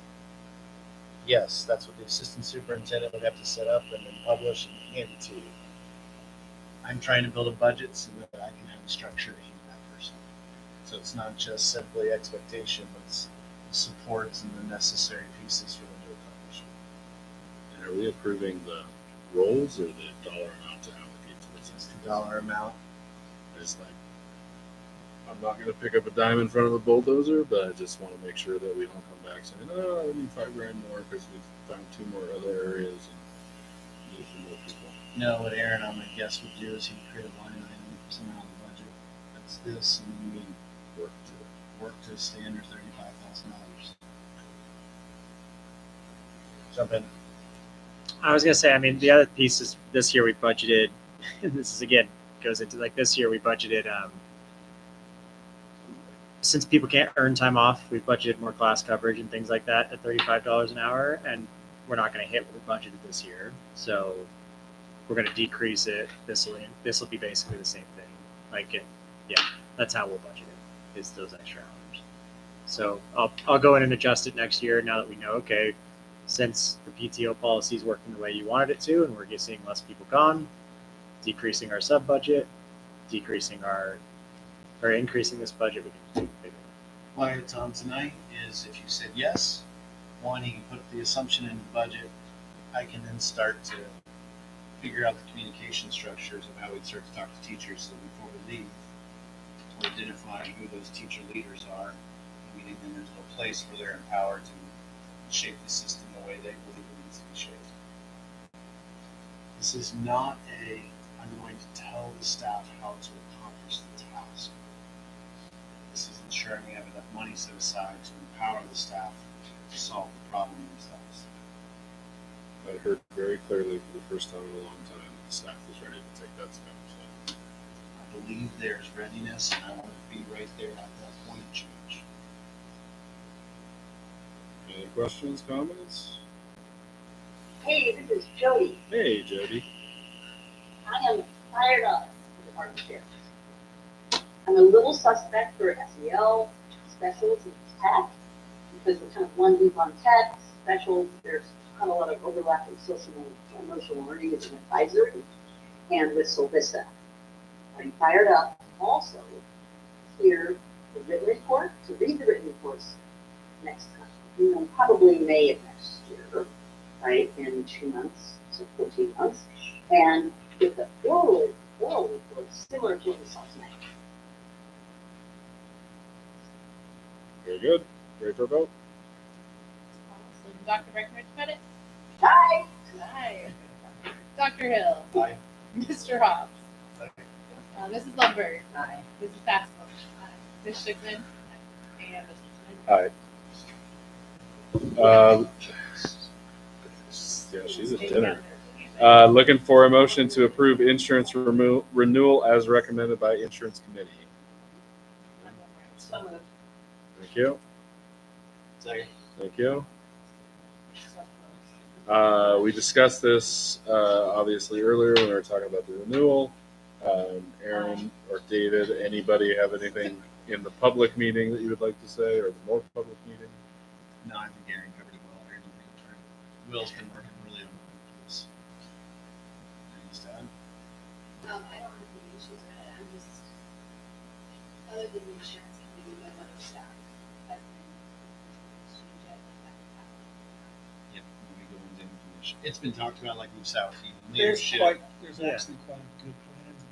Working with the committee, working with CEBT, working with American Fidelity, and Aaron and I to go meet at each of the buildings with all of the staff at least once before CEBT comes out to answer final questions before American Fidelity comes out to address some of those supplementary, because they're the ones that would run the flex and then run the health savings account. People are going to need to know what policy, what program they want, so that they know what supplementary things to look into. I would just add to your question, totally. Will's been setting up a ton of stuff to make sure staff is going to be really well informed. So thank you, because that's going to be huge. And we've got a really good plan in place to make sure they're informed. But I would say that's the only official group that was put together. But each one of them said multiple times, like, I got to go talk to people, because this is I don't want to gloss over the fact that this was a hard decision for them to make. You know, they have to recommend to you a product that they feel like we said, even though I think it has potential long term to be a better product, you can put more money to staff if it works. It's a change, and in some ways it's going to be viewed as a hard change. And so a lot of them felt like we're making a recommendation that, again, you can view however you want to, but to some of them felt like this is a really difficult thing. So they talked to their constituents. And also we met with the association leadership and discussed it, just let them know what the recommendation was. So there are people who've been informed, for sure.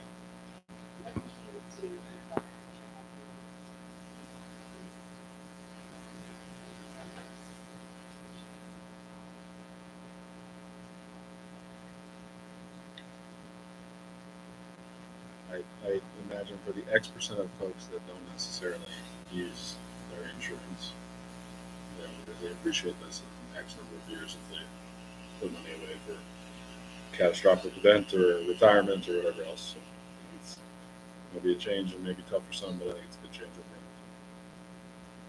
I'd like to understand better that when one person makes a choice that they like this new plan, I understand that. If a person makes a choice that they don't like it, our outlay is going to be the same as the person that does go with this plan, correct? So if they choose the other plan, our Yes. cost is going to be the same. Yes. Like we're covering the lower cost plan. If somebody says, I want to go with the old PPO plan, Right. we're still covering that same amount, and then they will pay the extra amount. And then how about longer term with the insurance company? If we still keep having expensive claims that because they're going locally or whatever reasons they're having more expensive claims, is the insurance company going to continue to give us a better value? That's kind of program? what we started looking at, Dr. Hill, when we shopped around with other companies.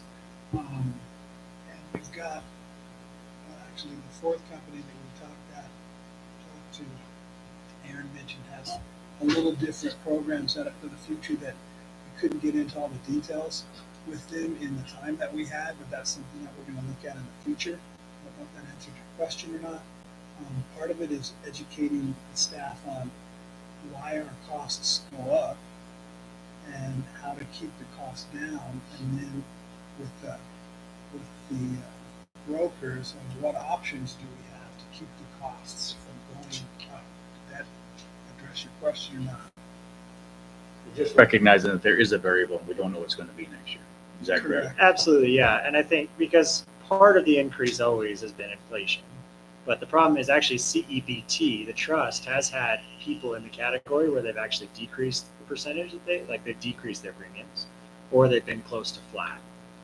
Because based on usage, because the trust, we're incorporating the trust. The problem is we've been at the highest category 3 straight years in the trust. Right. And so there's two ways to look at that. Yeah, yes, I think that there's still potential that we're going to see an increase, but I think right now, if our usage is 170% of our premiums and we just took on a 22% increase and said we're going to do everything else the same, when you look at our claims, it's not like we have a substantial amount of high claims. We've got pretty standard claims that we would expect almost every year. So I looked at that from a numbers perspective and said, so we're already starting at a 48% usage problem just by increasing that. So we're going to be the highest one in trust again next year. So I mean, I would assume we'll probably see some type of increase at some point, but hopefully we can get it down to a point and we don't see as much inflation in insurance in general. We can cut the rates a little bit, but I don't see that being the number one most likely outcome. But I see us having a much lower increase if we can get it under control, our usage. As I've said since I've been on this board, I don't always love the fact that we differentiate dollars versus percentages and whatnot. Ready for a vote? Ready for a vote. Dr. Beckner said it. Oh, wait. Oh, wait. Oh, sorry. Whoa. I just have 3 public accolades. First, Aaron, I did not join the school board to talk about health insurance, but your hand leader in your video taught me and I understand what you're doing. Thank you. Secondly, Will, great shopping, great innovation. And then the committee, the insurance committee, which is our staff, this is such a complex problem for rural districts. And you guys had to make tough choices, so thank you for what you have. And let's give it a shot and see if it works out. Ready for a vote? Sorry, I think we legit lost her. I think She hung up instead of muted. We're gonna just. She's like, I'm done. We'll call it moves. You got it? One's really bad. Just because she's It's 4 hours now, isn't it? Oh, now she's not. According to my phone. Okay, are you there, Jody?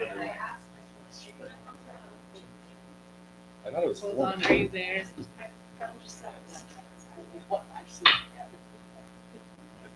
Jody, are you there? You're right. I don't think you're on the speaker, but we Because it got was you back. 3 when I Okay, was there.